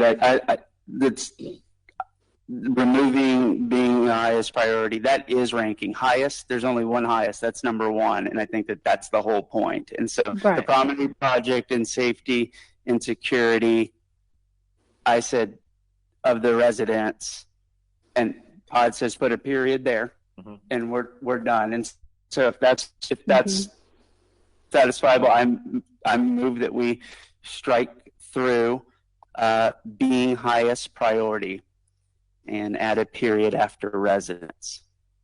I'll second. I'll do that. No problem with me. I don't have a problem with it. We're all priority. Everything's priority in my city. Well, that's why I don't think the highest priority should be there. You know, highest unless we say that. Exactly. Exactly. So we will strike the word being highest priority and put a period after residents. Is that satisfactory with everybody? Yes, sir. Make a motion. We had a motion or no? A motion and a second. Do we have it already? Yes. Okay. Okay, would you call the roll, please, on striking being highest priority? Councilmember Brown? 4. Mayor Hoke? 4. Councilmember Kellum? 4. Councilmember Morrison? 4. Mayor Pro Tem Raymond? 4. Okay, thank you, Mickey. Okay, that finishes item number 1. Let's go to item number 3. Approve the 14th addendum of professional services. Okay, so thank you, Mr. Mayor. I pulled this one. This is approving the addendum to the professional services agreement for the fertilization, insect, disease, weed control, and pest control services in the amount of $54,606 with Black's spray service, and authorize the city manager to execute the same. Very proud of this, council. We led by example by removing glyphosate ingredients in the chemicals that we sprayed on public property. We didn't do a citywide ban on these or anything. We just said we're going to lead by example with the chemicals that we use. And as I understand it, city manager and Jeff and Jim and Tim and everybody's been helping me through some of these questions to get here, is that we're using a product called Cheetah. Now, I did a little research. So there looks like the Cheetah Pro is the actual name of the product we're using. And they have a few different ones, but that product has, my concern is we're so close. That product has the same low level warning, safety level put out as glyphosate. Now we know and believe that glyphosate is worse from the information that we're getting, but to me, this is still, I think, putting toxicity on the public properties. Pollinators are very important to our ecosystem. And I think that the bees and butterflies of the world will be much more happy if we didn't spray this. Now, I did learn that the process for how they're spraying is down on the ground, but I've raised monarch butterflies. It's a new thing. I've worked with bees in the summers, and I can tell you that if we're spraying it, if there's wind, if there's any issues, that's still going to get on those plants, especially the plants that we have on Ridgewood that attract the bees. I forget the name of them, the beautiful yellow flowers. You see bees all over those, all into the bottoms when the season's right. And I'm thinking there's weeds, they're going to spray. To me, if we can, my request, this council, is can we look at an alternative option? Salt and vinegar does wonders. We've all ate pickles, I would imagine. That's what salt and vinegar is. And so, or let the experts do some research and come back with an alternative that does not have, I cannot pronounce or remember that it's another glypho, it's another ingredient, not glyphosate, that has concerns of a lot of other cities who are trying to move forward and try to find something a little bit cleaner that we can put on our plants, into the air and in the community, and lead by example. And so I think the agreement's fine. If it means that there's going to be a change in price, obviously this council is going to want to know how much. And I think that's all I wanted to talk about as far as the chemicals. On the other side, weeds aren't awful, but if we're going to try to stop them, when you do walk down Ridgewood, some of these mature weeds are like coming right out of the middle of the bushes. They're putting off seeds, and I'll just rip them out because those mature weeds, if you can get them when they're young, they don't produce seeds and they go. But I was talking to our city manager about it, and our contract, they don't pull the weed. I get that. They just spray. Totally makes sense. But I would encourage that what we need to do to get, when you walk down Ridgewood and see some of these bigger ones coming out, you'll see what I'm talking about. We got to get those out, even if it's volunteers. But if that's something Blacks can at least be cognizant of and pay attention to, that would be helpful. What the most important of those two issues would be, would this council consider having another alternative, maybe back next month if we can afford it, that's clean for the Cape Canaveral ecosystem. So thank you.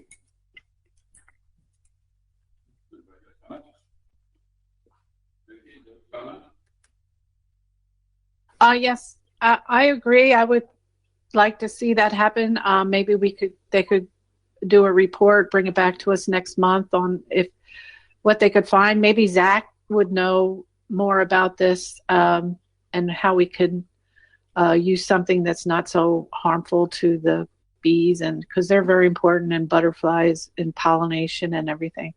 So I would, like to get a report, maybe something they could find that would work and not be so harmful to the environment. Thank you. Their staff can come up with something. So, is that the only comment? I guess my only question, Mr. Mayor, is can we afford to go one more month, Todd, or is that going to put us in a bad situation? Jim? Okay. What do we do this tonight? Can we put this on hold, or do we have to approve and then get something? Probably we can do it on any later. Jim, It would be nice if it could be approved tonight. We can always amend it or change it and get them to look into a different product. If it could read that if in the event we're not happy with that product after, I trust you will make a good decision, but I don't know if you can build consensus, Todd, and trying to, if there's a sunshine law violation, could you email us? Or I would just think that something natural would be the preference, and let's see how that works out for us. If you can see in your head how to do that without meeting again, and we can approve that tonight, that's great. Just go ahead. We approve it tonight. Yeah. That's written. Fund the money to the company. And let staff work with them, and I'm sure they can come up with a solution to that. That's great. Options. Okay. I have more than vinegar. I wouldn't want to hold up somebody's contract just for Agreed. I'm happy to know the council's in support of at least looking at alternatives, and so. Okay. Mr. Mayor, if you're ready, I'll approve it as written, or make the motion. I move to approve the 14th Amendment to the Professional Service Agreement with Black Spray Service. I'll second. I'll second. Motion in 3 seconds to approve item number 3. Call roll, please. Councilmember Brown? 4. Mayor Hogue? 4. Councilmember Kellum? 4. Councilmember Morrison? 4. Mayor Pro Tem Raymond? 4. Okay, item number 4. Yep. Professional Services Agreement, mowing landscape. Yes, thank you, Mr. Mayor. This is so we just went from the treatment, the chemicals that we're using. Now we're going to talk about the blades, cutting the shrubs and the grass. So the service area that is in the map, and this actually was a Black's question too. I wrote it down and I did not address it, so I'll just ask it for U.S. Lawns. If I understand, they do not cover, so they cover Ridgewood Avenue. I see them out there, but the section of the beach from Ridgewood Avenue, so from Ridgewood Avenue heading to the beach, where the beach parking is, do they cover, this is U.S. Lawns, that area where the beach parking is and up to I know they said they didn't do the crossovers, or Black said, but I guess I'm asking for both of them. Now I know we've moved on from the Blacks, but if you could help me understand that, the service area. Yes, their service area does go down to the beach ends on each of the beach end streets. For U.S. Lawns. For U.S. Lawns. And for Black Spray too, did they? No, that does not include the crossover. Okay. The crossover is not part of Black Spray contract. I know we moved on from that one. I guess from formality, I can't go back to that, but I would maybe at the next meeting, or if we can. Anthony, if I want to address Black Spray, because I honestly forgot to mention that, what would be the process since we're not talking Black Spray anymore? We just passed the addendum for Black Spray, and I wanted to bring up the service area that they don't do the weed control around the beach entrances. What would be the best step to address that next meeting. Bring that item back up. We've already approved what their That- service area is. They don't do the crossovers. I'm happy to do that. You got it. So U.S. Lawns, thank you, Jim. It goes to that area.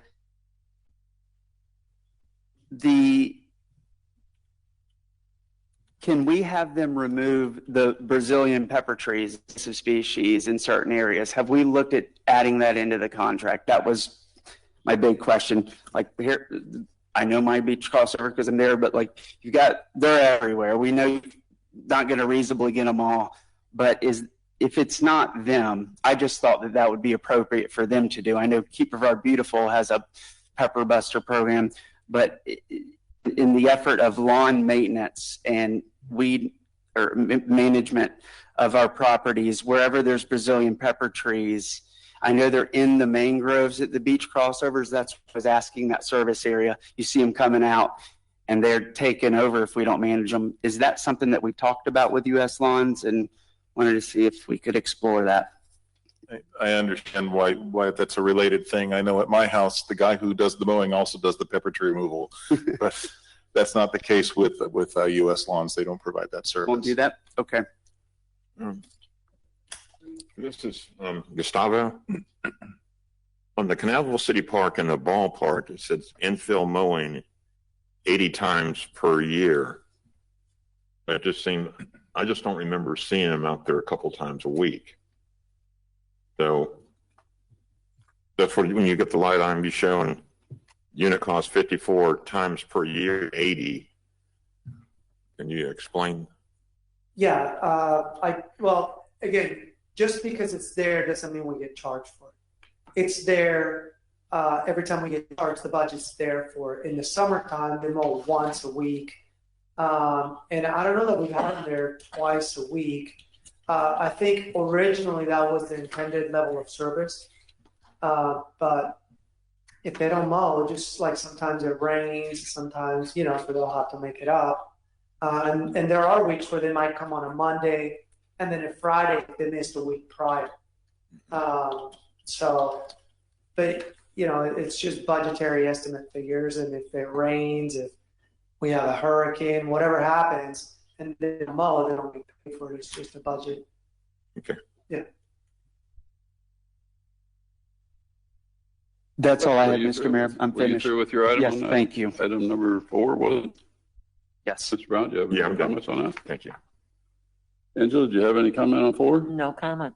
Mickey, did you have any comments on 4? No, sir.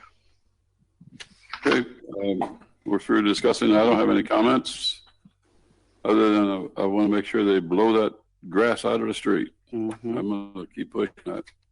I might not be here much longer, but I'm going to blow it. Okay, we'll look for a motion for item number 4. Thought it was. Mr. Mayor, I move that we adopt item number 4. I second it. Okay, we have a motion and a second to pass item number 4. Call the roll, please. Councilmember Brown, 4. Mayor Hogue, 4. Councilmember Kellum, 4. Councilmember Morrison, 4. Mayor Pro Tem Raymond. 4. Item number 5 is proposal from Mead Hunt in the amount of $46,148 for Center Street Basin. Mr. Morrison, you pulled this. Yep. Thank you, Mr. Mayor. This is the one I think we referenced a few times in the budget. This is regarding the engineers to do the next step with the Center Street Basin for stormwater system analysis. So they're going to analyze it. I want to thank staff for, it was a few months ago when we started seeing the flooding coming back again, and we had the temporary pumps, and fortunately we didn't have to use them. Lucky. And now we're trying to take that next step, and we've been spared from the heavy showers. But I think my questions here are around, and thanks to Jeff Ratliff for helping with the Mead Hunt facilities engineering plan that was completed, I guess a year or two ago. I could be wrong. But in that, it was in section 4 of that facilities plan, which we don't have before us tonight. But in general, they gave 3 alternatives. No action was one. As we discussed, alternative 2 for the Center Street was to acquire the property. We've got the budget addressing that, and to build a retention pond on the property right there on Center Street. And then I think that was roughly $500,000 high level estimate at that time. That factored in $200,000 in property acquisition and the remaining $300,000 for to build the pond, engineering, all the other things that go into that. But then the third alternative was $1 million. It was double the amount of money, and that was to go under the ground in the right of way. And the report was great because it talked about the benefits. I know that we are in the middle of pursuing that project. I know it requires consent of the private property owners, but with this study happening here,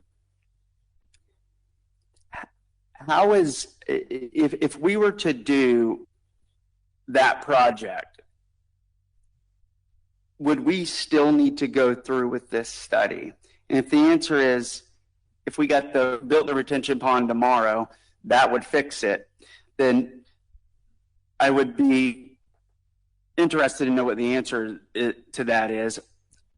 And, or in the event that we cannot acquire the property to build the stormwater retention pond, my question to council is, are we willing to do the exfiltration underground, similar like we did at the ball fields in various places in the city?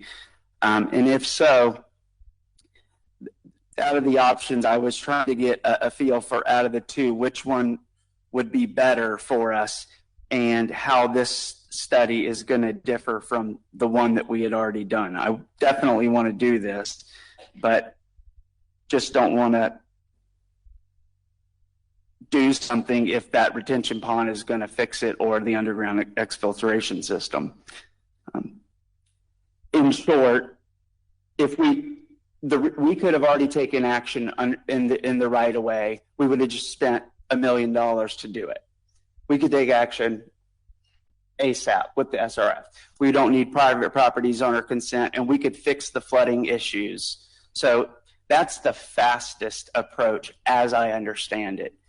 May not be the best. I learned some from Jeff today, from his perspective, why the other one has some benefits. But it's still, we can't control our destiny there. Those private property owners might change their mind.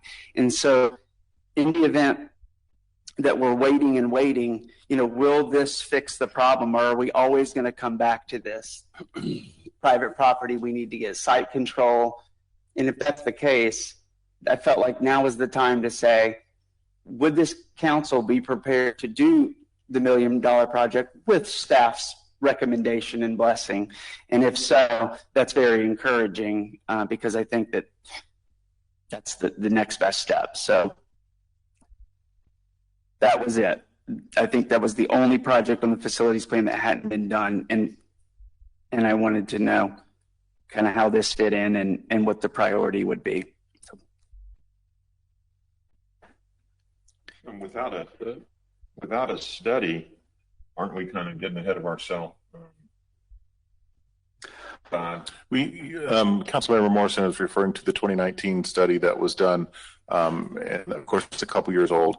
But Jeff, I'd like you to come up and explain what exactly we're getting with this, with the Center Street Basin Stormwater Analysis. Mead and Hunt is the company that did the study 2 years ago also. Right. And my words, and I may be not correct here, but is we still don't know what we don't know. And there may be additional options that are available. Perhaps there's something wrong with the system upstream, perhaps that was never part of the 2 year ago study. This is the more thorough, in-depth analysis of it, as I understand it. Jeff, can you put some better words on it? Yeah, we could have missed something. They do that kind of work all over the state, so maybe they've run into this somewhere else before. But as far as the underground chambers go, I mean, Center Street's kind of a utilities nightmare. Mm-hmm. I'm not sure you can make it like City Park. Okay. I'm not sure that's a real option there. That's why the staff kind of favors, a retention pond. Mm-hmm. But the study will take a look at it. Okay. And we'll go forward from there. Got it. So if we were to do the underground I know it's the less desirable for the reasons, but if we were to do that, would that fix the problem in your opinion? Like I said, I'm not sure you can even do it. I know that was given as an option, but it's not going to be like City Park. I mean, you may have some boxes here and there, but getting a continuous line down the right of way, I doubt you're going to get that. Okay. Yeah. So, I'm sure it would help. Sure. I'm not sure it's the ultimate answer. May not be cost effective. So yeah, and I think it was confusing to the council. In 2019, as city, we had a study done by these same engineers, a facilities plan that gave the three alternatives, like Jeff said, and they've been pursuing them. And we could take action on number 3 right now. And my question is, if we did that, would it fix it? It sounds like that was an alternative then, but after time goes by, you don't think it's going to be a good option. We need to move forward with this one and take a look at it. There's some issues with those chambers on Center Street. Okay. Things Thank you. change. Probably a lot more issues than you know. Things change and technology has advanced. So there could be something totally different presented by the study and the analysis, correct? Well, the study states that they'll come up with 5 possible projects to do. So we'll hopefully pick the best one and move forward. I understand that there are 154 acres that are involved in this, and I was rather surprised about that. And I understood that it was from the ocean to the river. And so it's something that definitely has to be taken care of course. We all want it to be taken care of. But I think that we want the best option, the best chance. I mean, I don't think that anything would be foolproof. And keep in mind, too, the stormwater system was built in the 1960s. Mm-hmm. And there's been a lot of concrete poured, a lot of asphalt laid. Mm-hmm. I mean, it could be at a tipping point. You were here when we did Columbia Drive, were you not?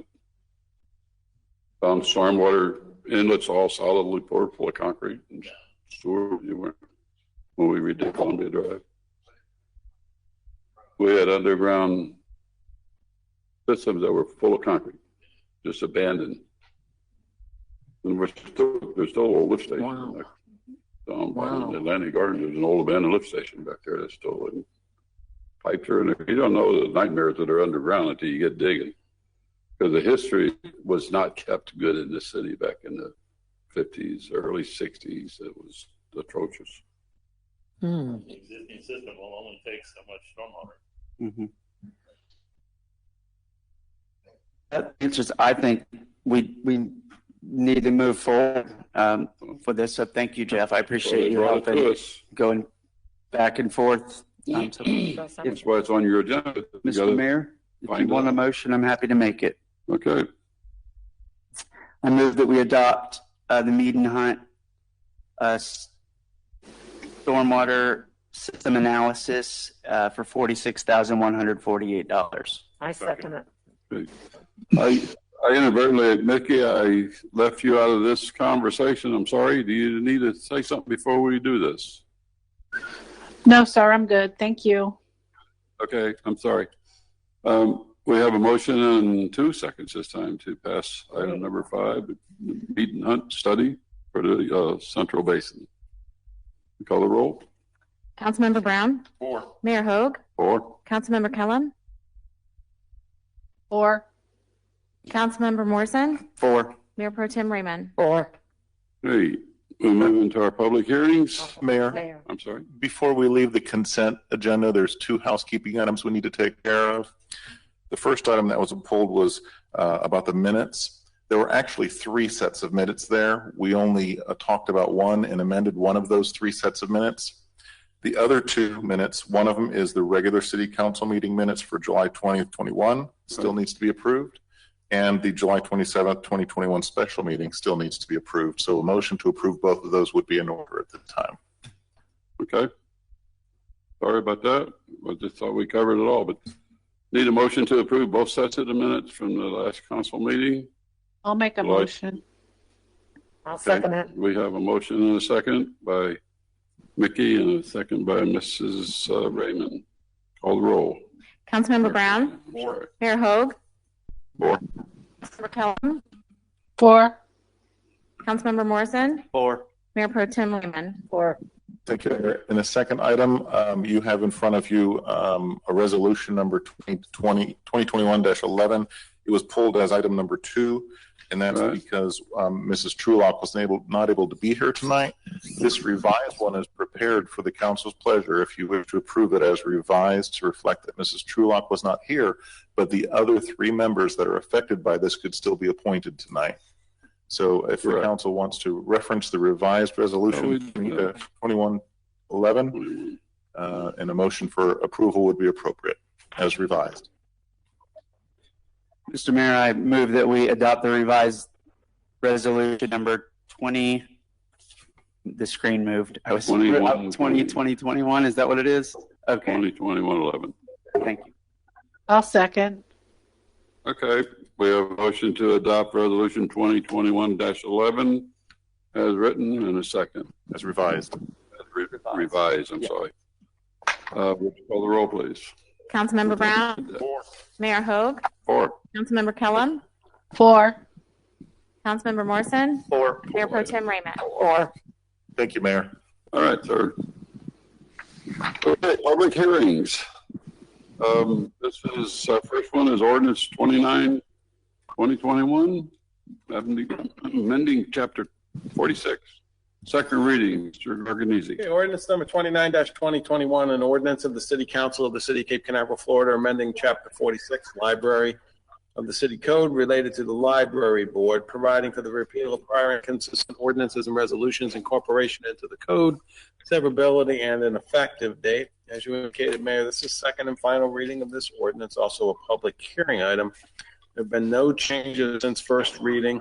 This ordinance updates the current section of the city code pertaining to the library, consistent with the way the library currently operates under the Brevard County library system. In addition, because of the interlocal agreement between the city and the county, the interlocal agreement requires that there be a library board to do complications and availability of various volunteers at the library. We're proposing that the city council just take on the agreement duties of serving as the library board. The purpose of the library board, of course, is to just take public input from time to time and provide some advice and recommendations to the county library board. Mayor. Thank you, sir. Council, you have all the information before you, and it's just. I think we got the questions out last time. I'm good with this. Okay.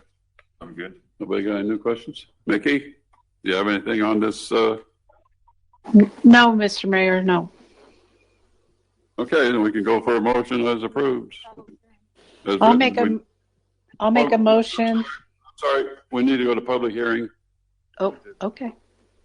Before we go, anybody, there's no cards. I haven't got a card on anything. So I'll go to Daniel. No. Daniel? No, sir. Okay, no, we sir. have nothing from public, so we can go for our motion on item number 6, 2021, amending chapter 46. I'll make a motion that we accept ordinance number 29/2021 as written. As second. Okay, we have a motion by Mrs. Kellum and a second by Mayor Pro Tem Raymond to accept ordinance number 29/2021 as written. Call the roll, please. Councilmember Brown? 4. Mayor Hogue? 4. Councilmember Kellum? 4. Councilmember Morrison? 4. Mayor Pro Tem Raymond? 4. Okay, our next ordinance is ordinance 3221, amending sections 260, 262. Mr. Mayor. Mickey, can you mute your mic if you got background noise? Thank you. Okay. All right.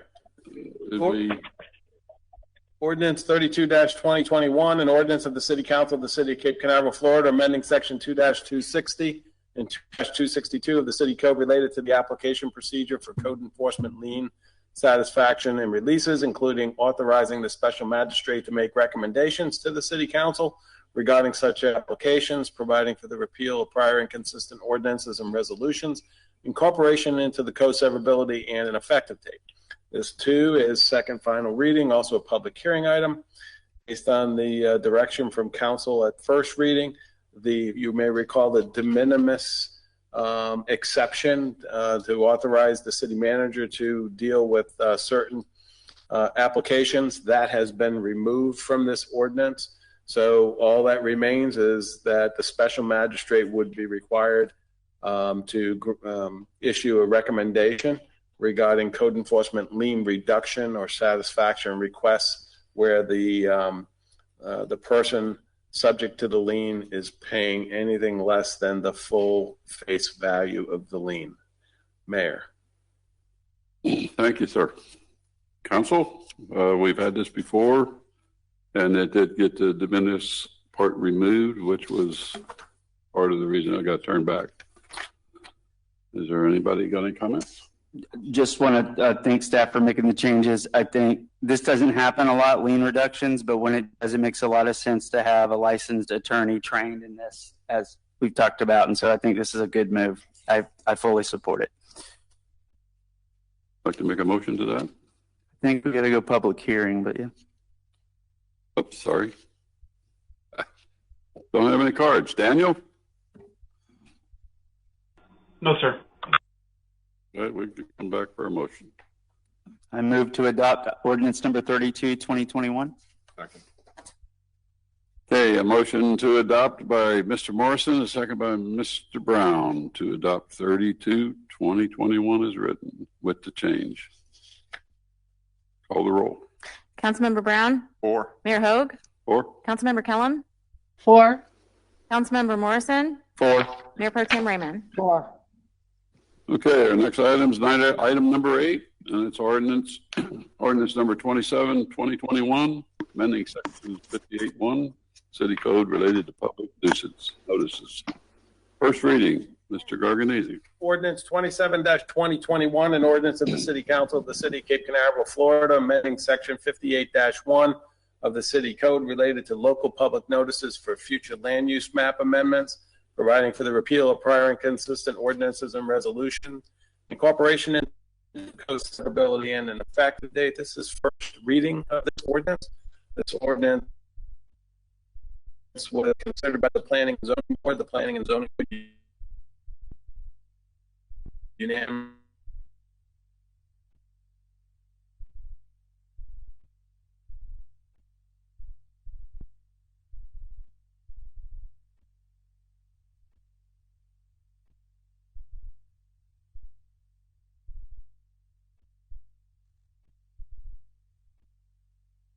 Both for rezonings and future land use map amendments. Currently, the code has slightly different advertisement requirements for future land use map amendments. Staff and the Planning and Zoning Board are recommending that we just have one standard, just to streamline the notice process and make it consistent rather than having confusing different standards. Mr. Mayor. Okay, thank you, sir. Council? Comments? Mickey, you have any comments? I think she's sleeping. Yeah, I think she might have froze up. I'll jump in until she comes back, Mr. Mayor. Yep. We went round and round, I think, on this one with the certified mail. One of those meetings we probably don't want to go back and watch again. But it's one that I still feel the same way. I'm not going to try to persuade this council. I think you all know we've served together where I stand. I do believe we should send certified mail because the significance of a zoning or future land use change, I think, is substantial. And to me, it's what we've required on private property owners. And I think we should hold the same standard for ourselves. And so that's all I'm going to say about it. I don't want to support it for those reasons. So that's it. Thank you. Okay. Anybody else comment? Nikki? I just would agree with the certified mail. Is there a reason why we don't send it certified? Oh, we had a long meeting over that one. In a nutshell, it was too expensive, I guess, basically for the return. But I get a lot of things from, well, not a whole lot. I own property in the city of Cocoa, several pieces of property, and I get notices anytime something's done over there. I don't have a problem with general mail. In fact, I could get rid of a lot of general mail, a lot of bills, and that's. I don't see a problem with certified mail. I can get some certified letters sometime for legal things, but I get a lot of letters for other things that are kind of legal, but they're not. So I don't have a problem with it. I think it's too expensive. You notify 500 residents around that area. A certified letter is not cheap. I think we also had a problem with the return mail. A lot of it bounced back to City Hall. Yep. And it was a big issue. A lot of people legally don't get the right notice. Don't notify the right people. So it's an issue. Yeah, I think I don't want to get into rediscussing it. We're discussing the debate was the cost, and then on the other side of it, Councilmember McCallum was it was worth every penny due to the significance. That was what took probably 30, 45 minutes in the last meeting we went through, and so that was it. So. Okay, well, if it's something that important, I don't see why we couldn't spend money on certified mail, but that's another whole discussion, I guess. Thank you. Okay. Any other comments? No, sir. Public comments? Daniel, got anybody out there? No, sir. Okay, we move back to the dais, and we'll go for a motion on ordinance number. I move that we approve ordinance number 27, 2021. Second? I'll second it. We have a motion and a second to approve ordinance number 2721. Call the roll, please. Councilmember Brown? Four. Mayor Hogue? Four. Councilmember Kellum? Again. Councilmember Morrison? Against. Mayor Pro Tem Raymond? For. Okay, ordinance passed 3-2. Go to item number 9. Okay, item number 9 is ordinance number 33-2021, an ordinance of the City Council of the City of Cape Canaveral, Florida, amending the text of the city's comprehensive plan to include a property rights element as required by law, providing for the repeal of prior inconsistent ordinances and resolutions, incorporation into the comprehensive plan, severability, and an effective date and legal status of the plan amendment. This ordinance is also, it's a transmittal hearing, or otherwise known as a first hearing, first reading of the ordinance. This ordinance, since it amends the comprehensive plan, was required to be reviewed by the city's land planning agency, which is the Planning and Zoning Board, which also served in the capacity of the land planning agency. This past legislative session, the Florida legislature adopted a new law. The governor signed it into law. It went into effect July 1. The new law requires that every local government comprehensive plan in the state of Florida have a standalone property rights element. That property rights element must meet the minimum requirements set forth in the Florida statute. The proposed ordinance does comply with the minimum requirements in the Florida statute. I can go over the language if you desire, but the important thing to realize is that this element needs to be adopted prior to the city adopting any other comprehensive plan amendments. So at this current time, the city cannot process any other comprehensive plan amendment that may be applied for by any person in the city. They're currently, I think, one pending that it's being, at least that's being held up. In addition, as the comprehensive rezoning process that the city is embarked on is currently somewhat delayed and held up over this new requirement. So if this ordinance passes, the ordinance has to be transmitted to the state. The state will have 30 days to review it and provide any comments back to the city. Once the city gets the comments back, the council then will have one final adoption hearing regarding the proposed ordinance. Again, that needs to happen before the city can process to completion any additional plan amendments. So the text is written very simply in the standard format for comprehensive plan elements. It establishes a goal, an objective, and a policy.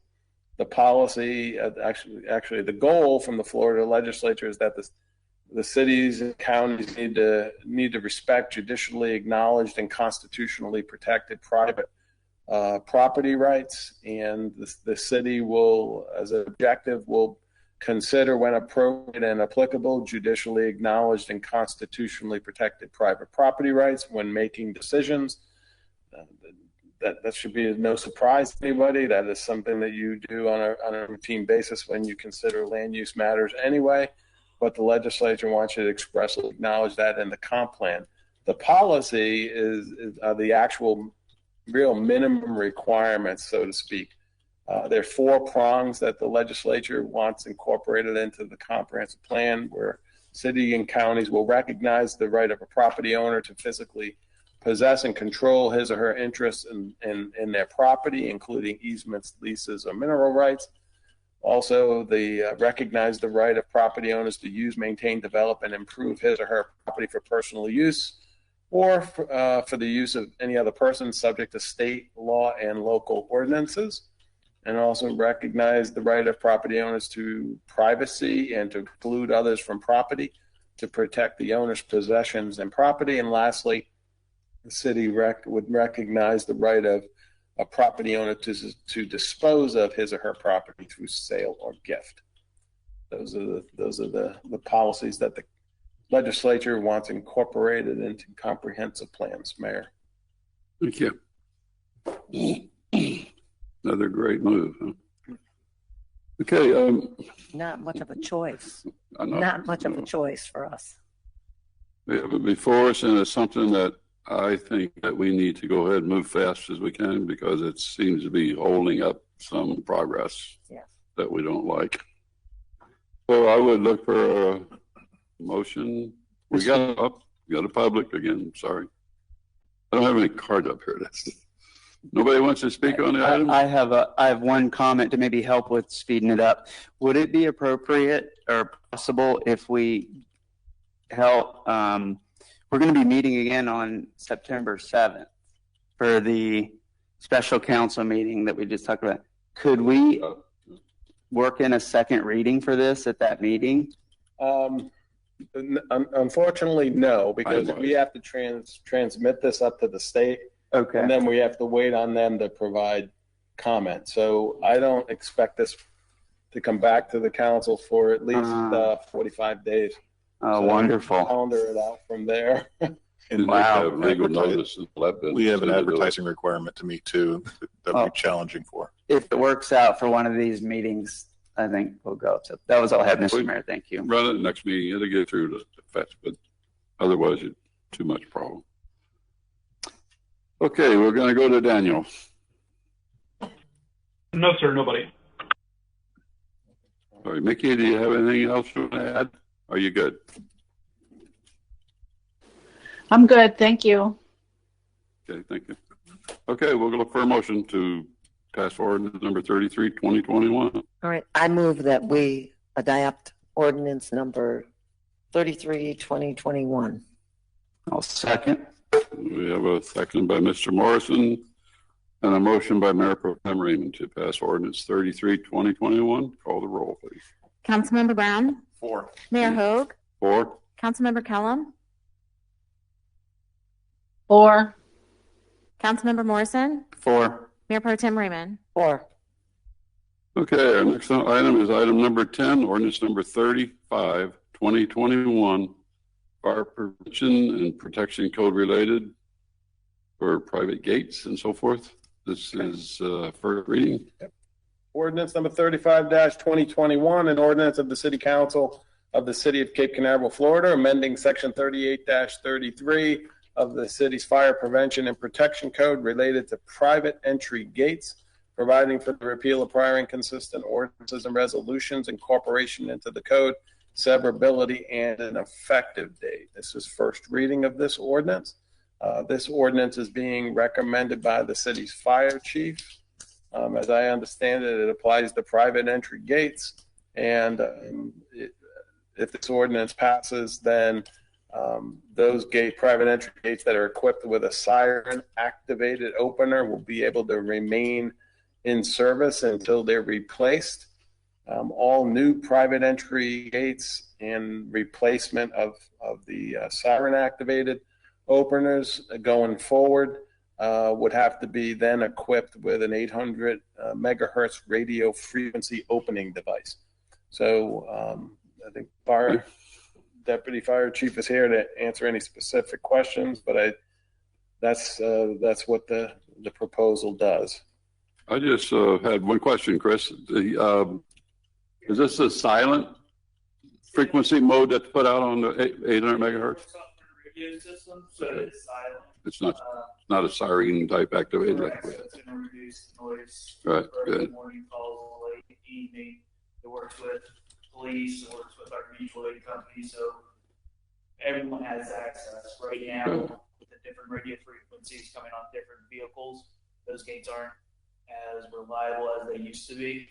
So stopping, getting out, locking gates open takes up time. This is anyone in our mutual aid area is able to gain access a lot faster. Would this install be cheaper than trying to fix an antiquated item, or is it kind of, do they have a number on? They can stay with their current system until it's no longer fixed. So depending on what they have to replace, it may need to be replaced, and then at that time, There's a module that they would install. it's a whole different system. Okay. Yeah. Is it expensive? It's very comparable to what they have now, where right now we are the only ones with the key if that sign doesn't open. Our mutual aid departments do not have that access. So it really becomes just a better response, especially with our officers. They don't have our key. So they can just use their radio. So it's multi-agency. But if they don't have a key, how did they get access if their system's not working? It's radio. So it's. Yeah, but I'm saying that's what they have now that they can They do. don't have anything now. Is that correct? Yeah. So everyone has different key numbers to their pad. So it's Yeah, well, that's changed, but you guys get them as they change them, but they change them on us all the time We too. don't have them right now because we have the Knox gate that is implemented. So it's siren activated, and if that doesn't work, we have to get out of the truck, put the key in, open it, lock it out. So whether you're on foot or in a vehicle, it works with your handheld portable. It works with your vehicle portable. So it's just access all the time. Silent frequency. And it's quiet. And it's very secure because our bandwidths are protected by the FCC. Uh-huh. So not anyone can get access to that. So that's another level of security to the gate. Very good. Okay. Thank you. Mr. Mayor, just living in Cape Canaveral, 1.9 square miles, we have great opportunities for response times, but both agencies execute very well. Sounds like this is going to shorten the response time for condominium gated community calls. I'm going to hear you getting out, and if I'm calling, I don't live in a condominium, but I think I would be happy to know that we don't want you punching the gate code. So, and I think it was very well written. Compliments the city attorney and all whoever was involved by saying it's just moving forward. So there's not this letter that's going to go out and you have to change now. So I think it's a good policy. Thank you. Thanks, Chris. Thank you. You guys are great. Thanks. Okay. Any further comment up here? Mickey, did you have something? No, sir. I'm good. Okay. Daniel. No, sir. Okay. Daniel, do we have anybody watching tonight? That's unusual. All right. Okay, we look for a motion on item number 10 then. I move that we approve ordinance number 35, 2021. Need a second? Okay, we have a motion by Mayor Pro Tem Raymond and a second by Councilmember Brown. Call the roll, please. Councilmember Brown? 4. Mayor Hogue? 4. Councilmember Kellum? 4. Councilmember Morrison? 4. Mayor Pro Tem Raymond? 4.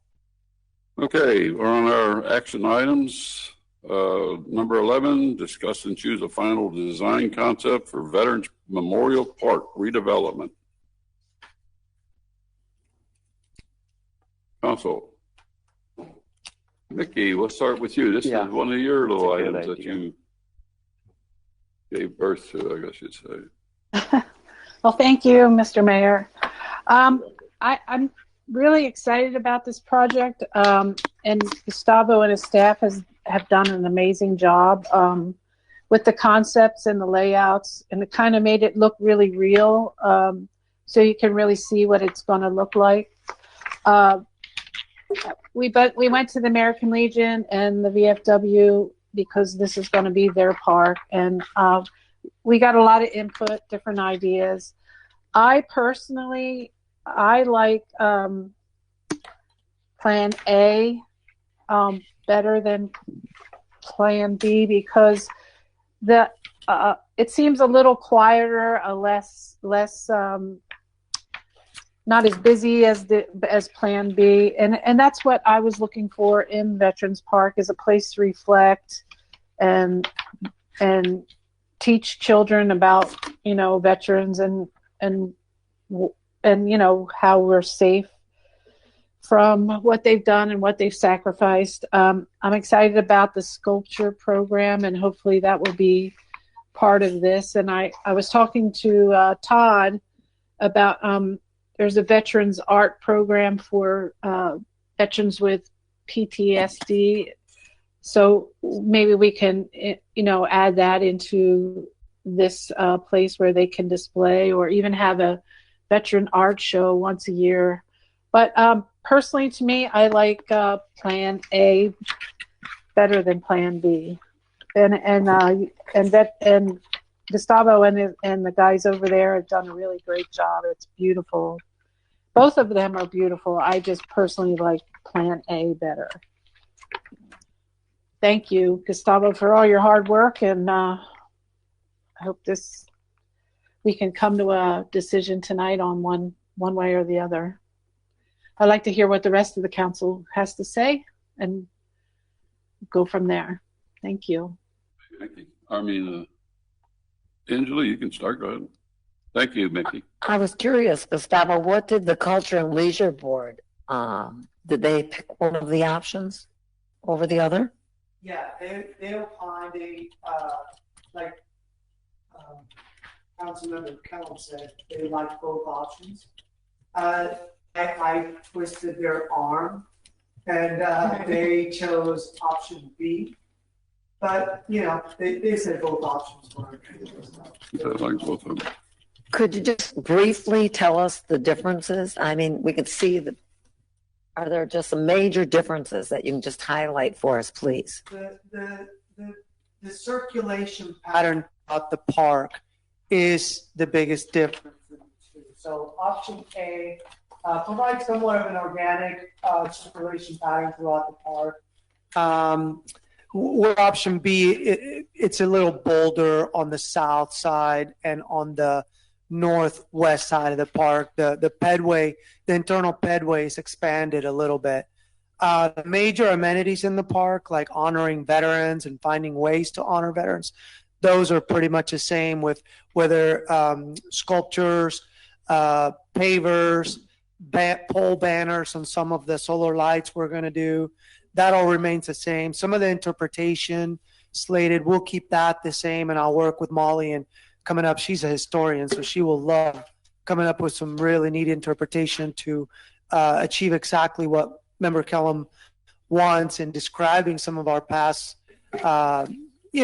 wars and educating everybody on the history of some of our veterans and things like that. But really, it's a circulation pattern. Option B is it's a bit bolder than option A. That's the biggest difference. With an option B, then giving the southern area, it makes that circle a little bit bigger. Gustavo, is there a difference in terms of play area for children? Yes and no. Option B, at least in the conceptual plan, somewhat differentiates 0 to 5 and 6 through 12.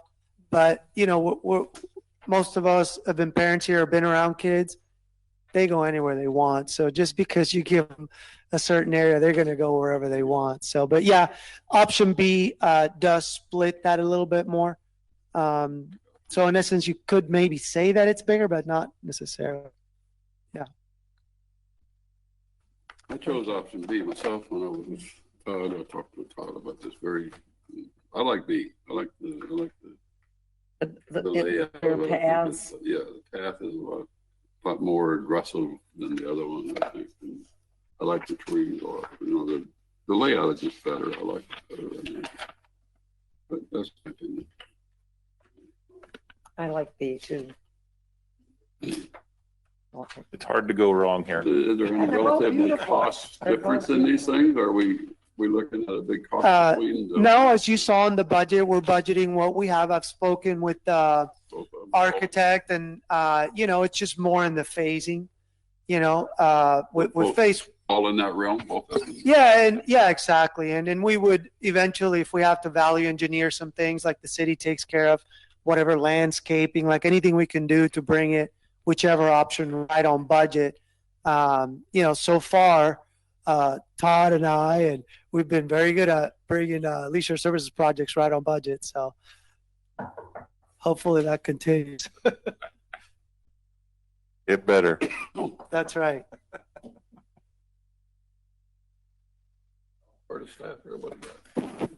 Yeah, it's tough. Nice job. They're both beautiful. Yeah, I think they're both. I keep seeing a peace sign there on Plan B from the walkway in the kids area. I think that's where you're going with that, aren't you? Really nice. I'm happy to see the native landscaping. Looks like stormwater's under control. Obviously, I know the team who's doing it. You guys do it right. If I had to pick, let's see here. I know Councilmember Kellum's been communicating with the veterans, and Gustavo's got experience with this, so they both have their value. And I know Gustavo's been a part of that too, communicating with the vets. It's hard. I think they're both a win, but I would lean towards, just because I know Councilmember Kellum's been communicating with them. I guess that'd be my only question, Mickey, is have you had a chance to run option A? Did that seem like one that they would like better? I know this park's for everyone, but I think the veterans have earned their ability to speak up on it. Basically, a lot of the feedback, and Gustavo can say too, is that the playground area was a concern because the veterans seemed to want it to be a peaceful, quiet place to reflect, to bring your family. And the playground was an issue with a lot of the veterans because they're thinking, if they're there and they're dealing with whatever they're dealing with, then you got kids playing in the playground. It's kind of not quiet and reflective. I like them both. I mean, I think they're both beautiful. We can't go wrong with either one. But that was the only reason. I kind of like the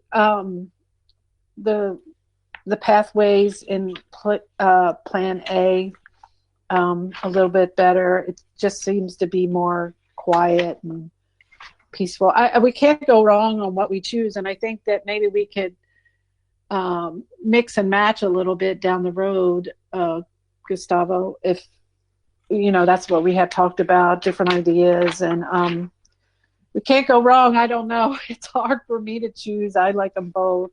I just, the playground area was an issue with some of the veterans. They're like, they have the playground down the street. Why can't we have, a place for reflection and quietness? And, a lot of veterans are getting older, but now we have a lot of more veterans that have young children. So the playground would be good for them. So I don't know. It's a tough decision. And then we had to add the Space Force in there too, because that's a new military group. I just love them both. And, I'm just so happy that we're doing this for the veterans and our citizens in the city, and that, that veterans that live here and can have a piece of this with either a brick or a banner on the solar lights and be recognized. It's just, either way, it's all good for our city and for our veterans. So, thank you. So the piece, it was a place, and when that area, you see the library, it's a quiet place.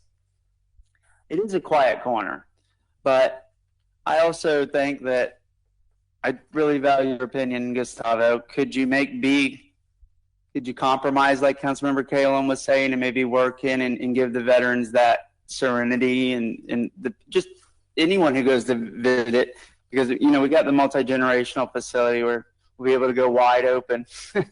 But if we can keep the peace for a little, for that area, especially with the Inspiration Park and the statue, the envisions that we talked about prior through there, it has always been that quiet place right in the middle of the community for that. Yeah, I mean, I do as council directs. So. Gustavo, are there cost impacts for Kimley Horn if we have them do some redesigning?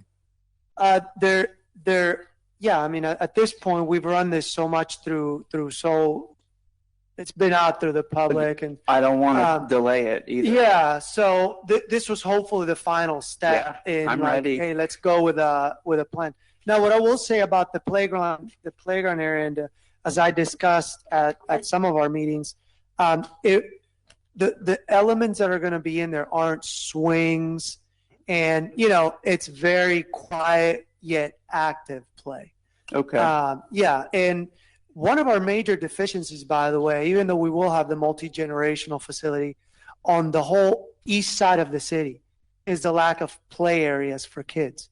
And that was very evident when we had to close the playground at Canaveral City Park, which is our only real public playground on the east side of A1A.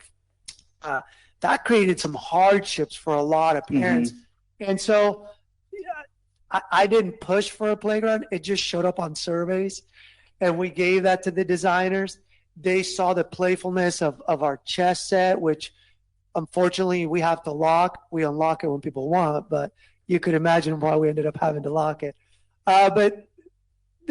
So it wasn't a very active player. It was just like Councilmember Kelm said, if veterans come with their grandkids, then they kind of get the best of all worlds, where they can do some interpretation, walk around some of the statues, but then they can also sit and watch their children play on a very quiet play elements.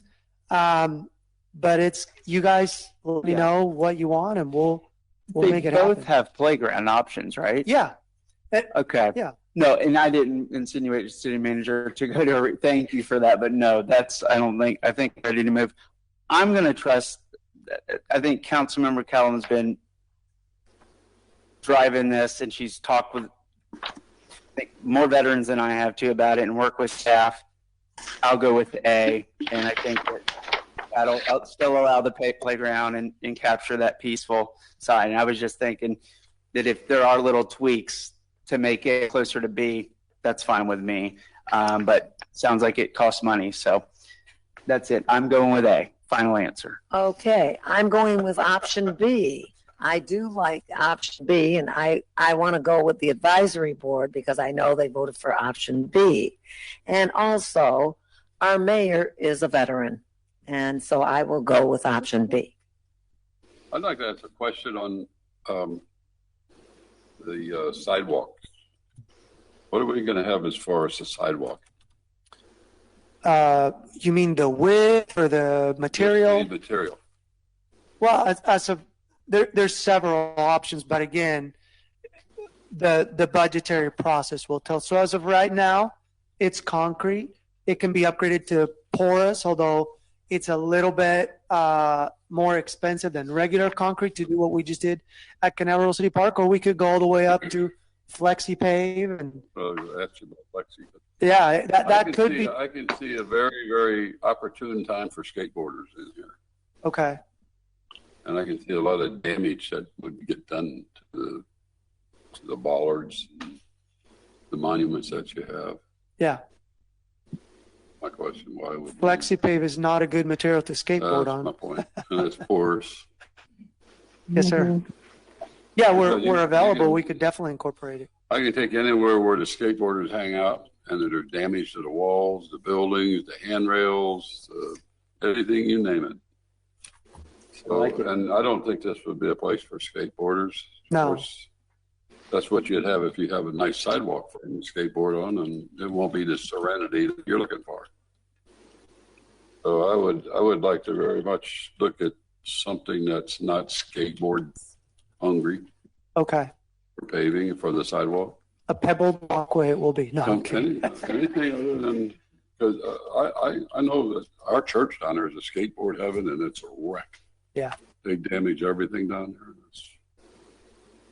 there. So I would definitely, because I noticed the bollards, which is a great thing, the sidewalk bollards and everything, they won't be there long. You got skateboarders. And I like option B. My first one was option B. I like it. Going down the line. You know, I could go with, I'm sorry. Go ahead, Mickey. I'm sorry, Mike. I agree with the flexi pavement. You know, I had talked to Gustavo, and I think I talked to Zach about the pavement that we have at Wagner Park to go through there. And then, you know, as far as the playground, Plan A has a playground. It's just a smaller space than Plan B. And I think in Plan A, the playground is less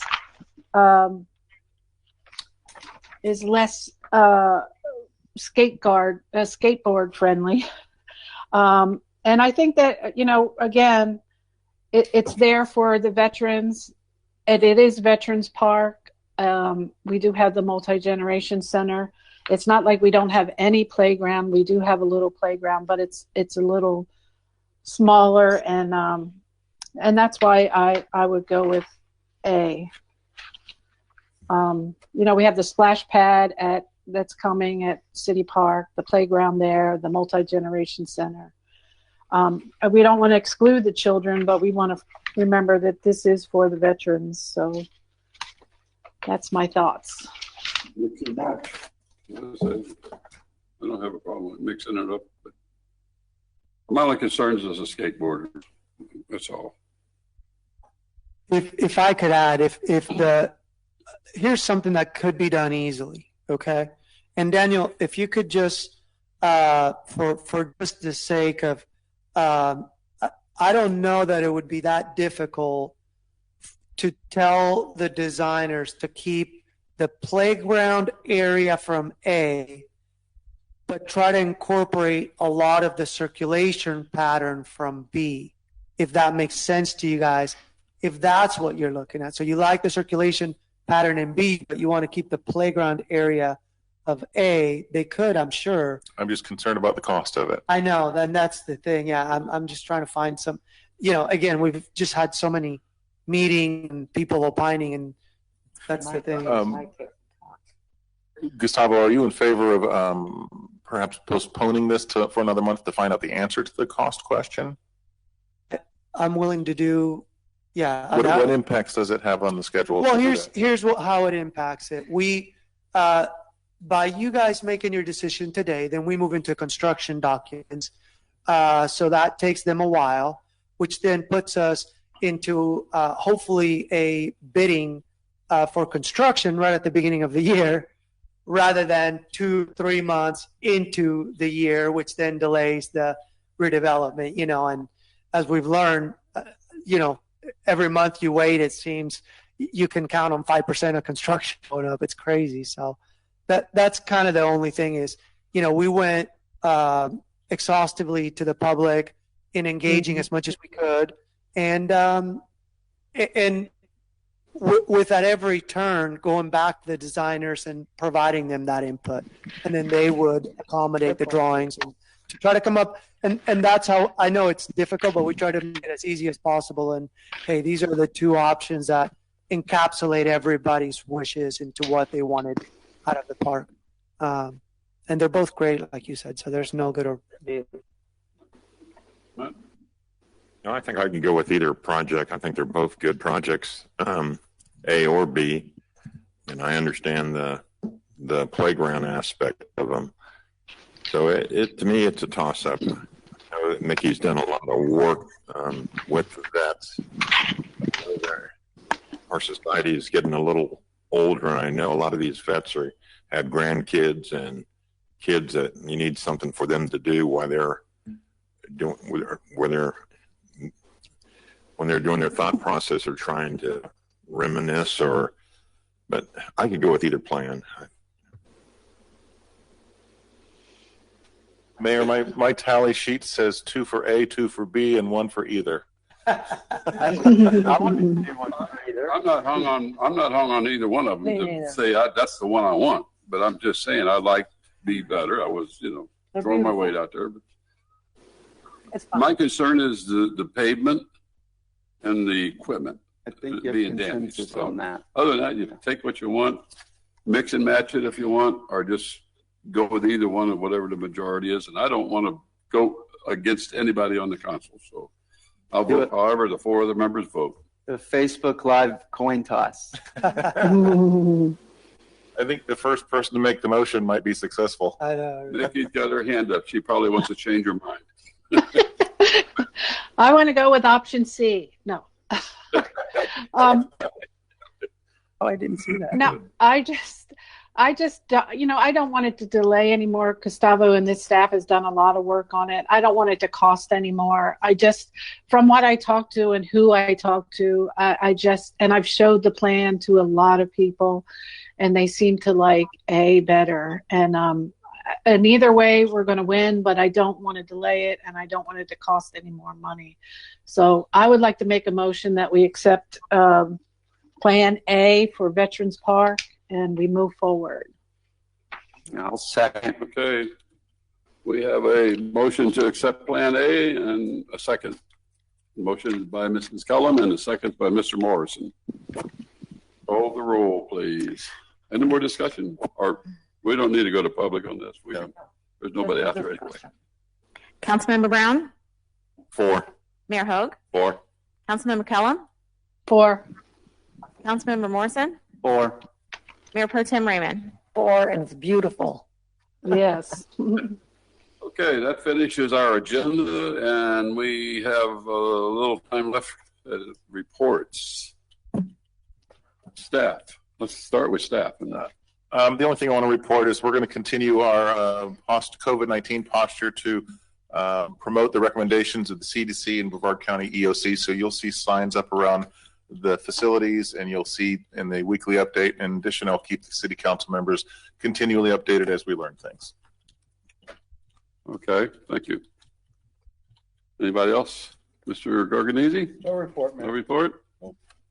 Mr. Green? Nothing over there from Mr. Chris left, so we'll start right down on the end. Question, how many, for the 2-week, if COVID numbers going up, issue some people are concerned about coming maybe to the meeting, do we still have term left in our GoToWebinar where citizens can participate from home. I know we voted, but I think we still had a few more months left in our contract. If we needed to use it, could we at the next meeting? Mia, what's the term of the GoToWebinar subscription? I believe it's up until sometime in 2022, but I can't remember what month. Okay. So some time. months left on it. It might make sense to make that available if it's not too much. I would leave it up to your choice, but I just wanted to bring that up to the council and tell you how I feel. I'll trust your judgment on it. I don't know the labor that goes in, but I know that some citizens do want the ability to participate remotely. If I could make a recommendation that we try it next meeting, and I know it was based a lot on turnout, and if it's low again, maybe we don't move forward, but whatever you think's best. So thank you. We'll especially if we're paying for it, but I know that there's more cost or time too. So that was it. We'll chew on that. Thank you. Yep. Thank you. No reports from me. Just want to thank first responders and this council working together to try to move this forward. 35 ordinances we passed. I was looking at that tonight. Woo! More to come. It was all those land use changes that we went through. I think that racked them up 8 or 9. Sounds like, but very proud of a lot of them. And thank you. That's all. Bro. Okay. The only thing I wanted to say real quick, we had a meeting for the Tourist Development Marketing Committee, and there is some money that hasn't been earmarked, and I'm doing my best to make sure that Cape Canaveral gets their fair share. In the past, we haven't got our fair share, and I know Molly has talked to some of the officials there, and we're working on it. So hopefully it'll all work out. And an excellent meeting or seminar, Florida League of Elected Officials in Orlando. Went to several classes and very enlightening, and it's something that I think we all could learn a little bit from. And I also want to thank our first responders for what they do, making our city safer, and I appreciate everything. Thank you. Thank you, sir.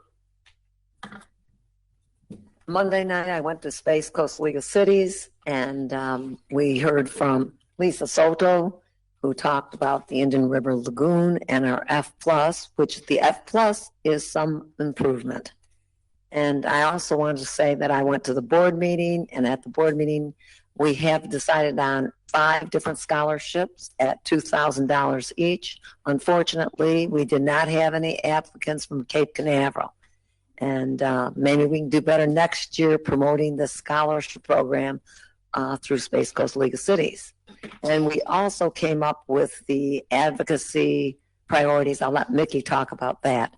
At Florida League of Cities, we talked a lot about home rule, and you can see my bag.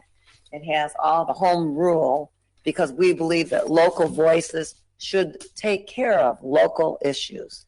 And we have to be careful of our state legislature preempting different kinds of things. But I also went to many of the things, including the business meeting and many of the different workshops. One that I went to that I thought was interesting was on racial equity. And I think this is something that we need to be tuned into. And I also went to one that showed council members who were in conflict. And they did it like a comedy routine. And then they did it another way where they all worked together for the good of the people. That's it. Thank you. We had that years ago. That was a good funny.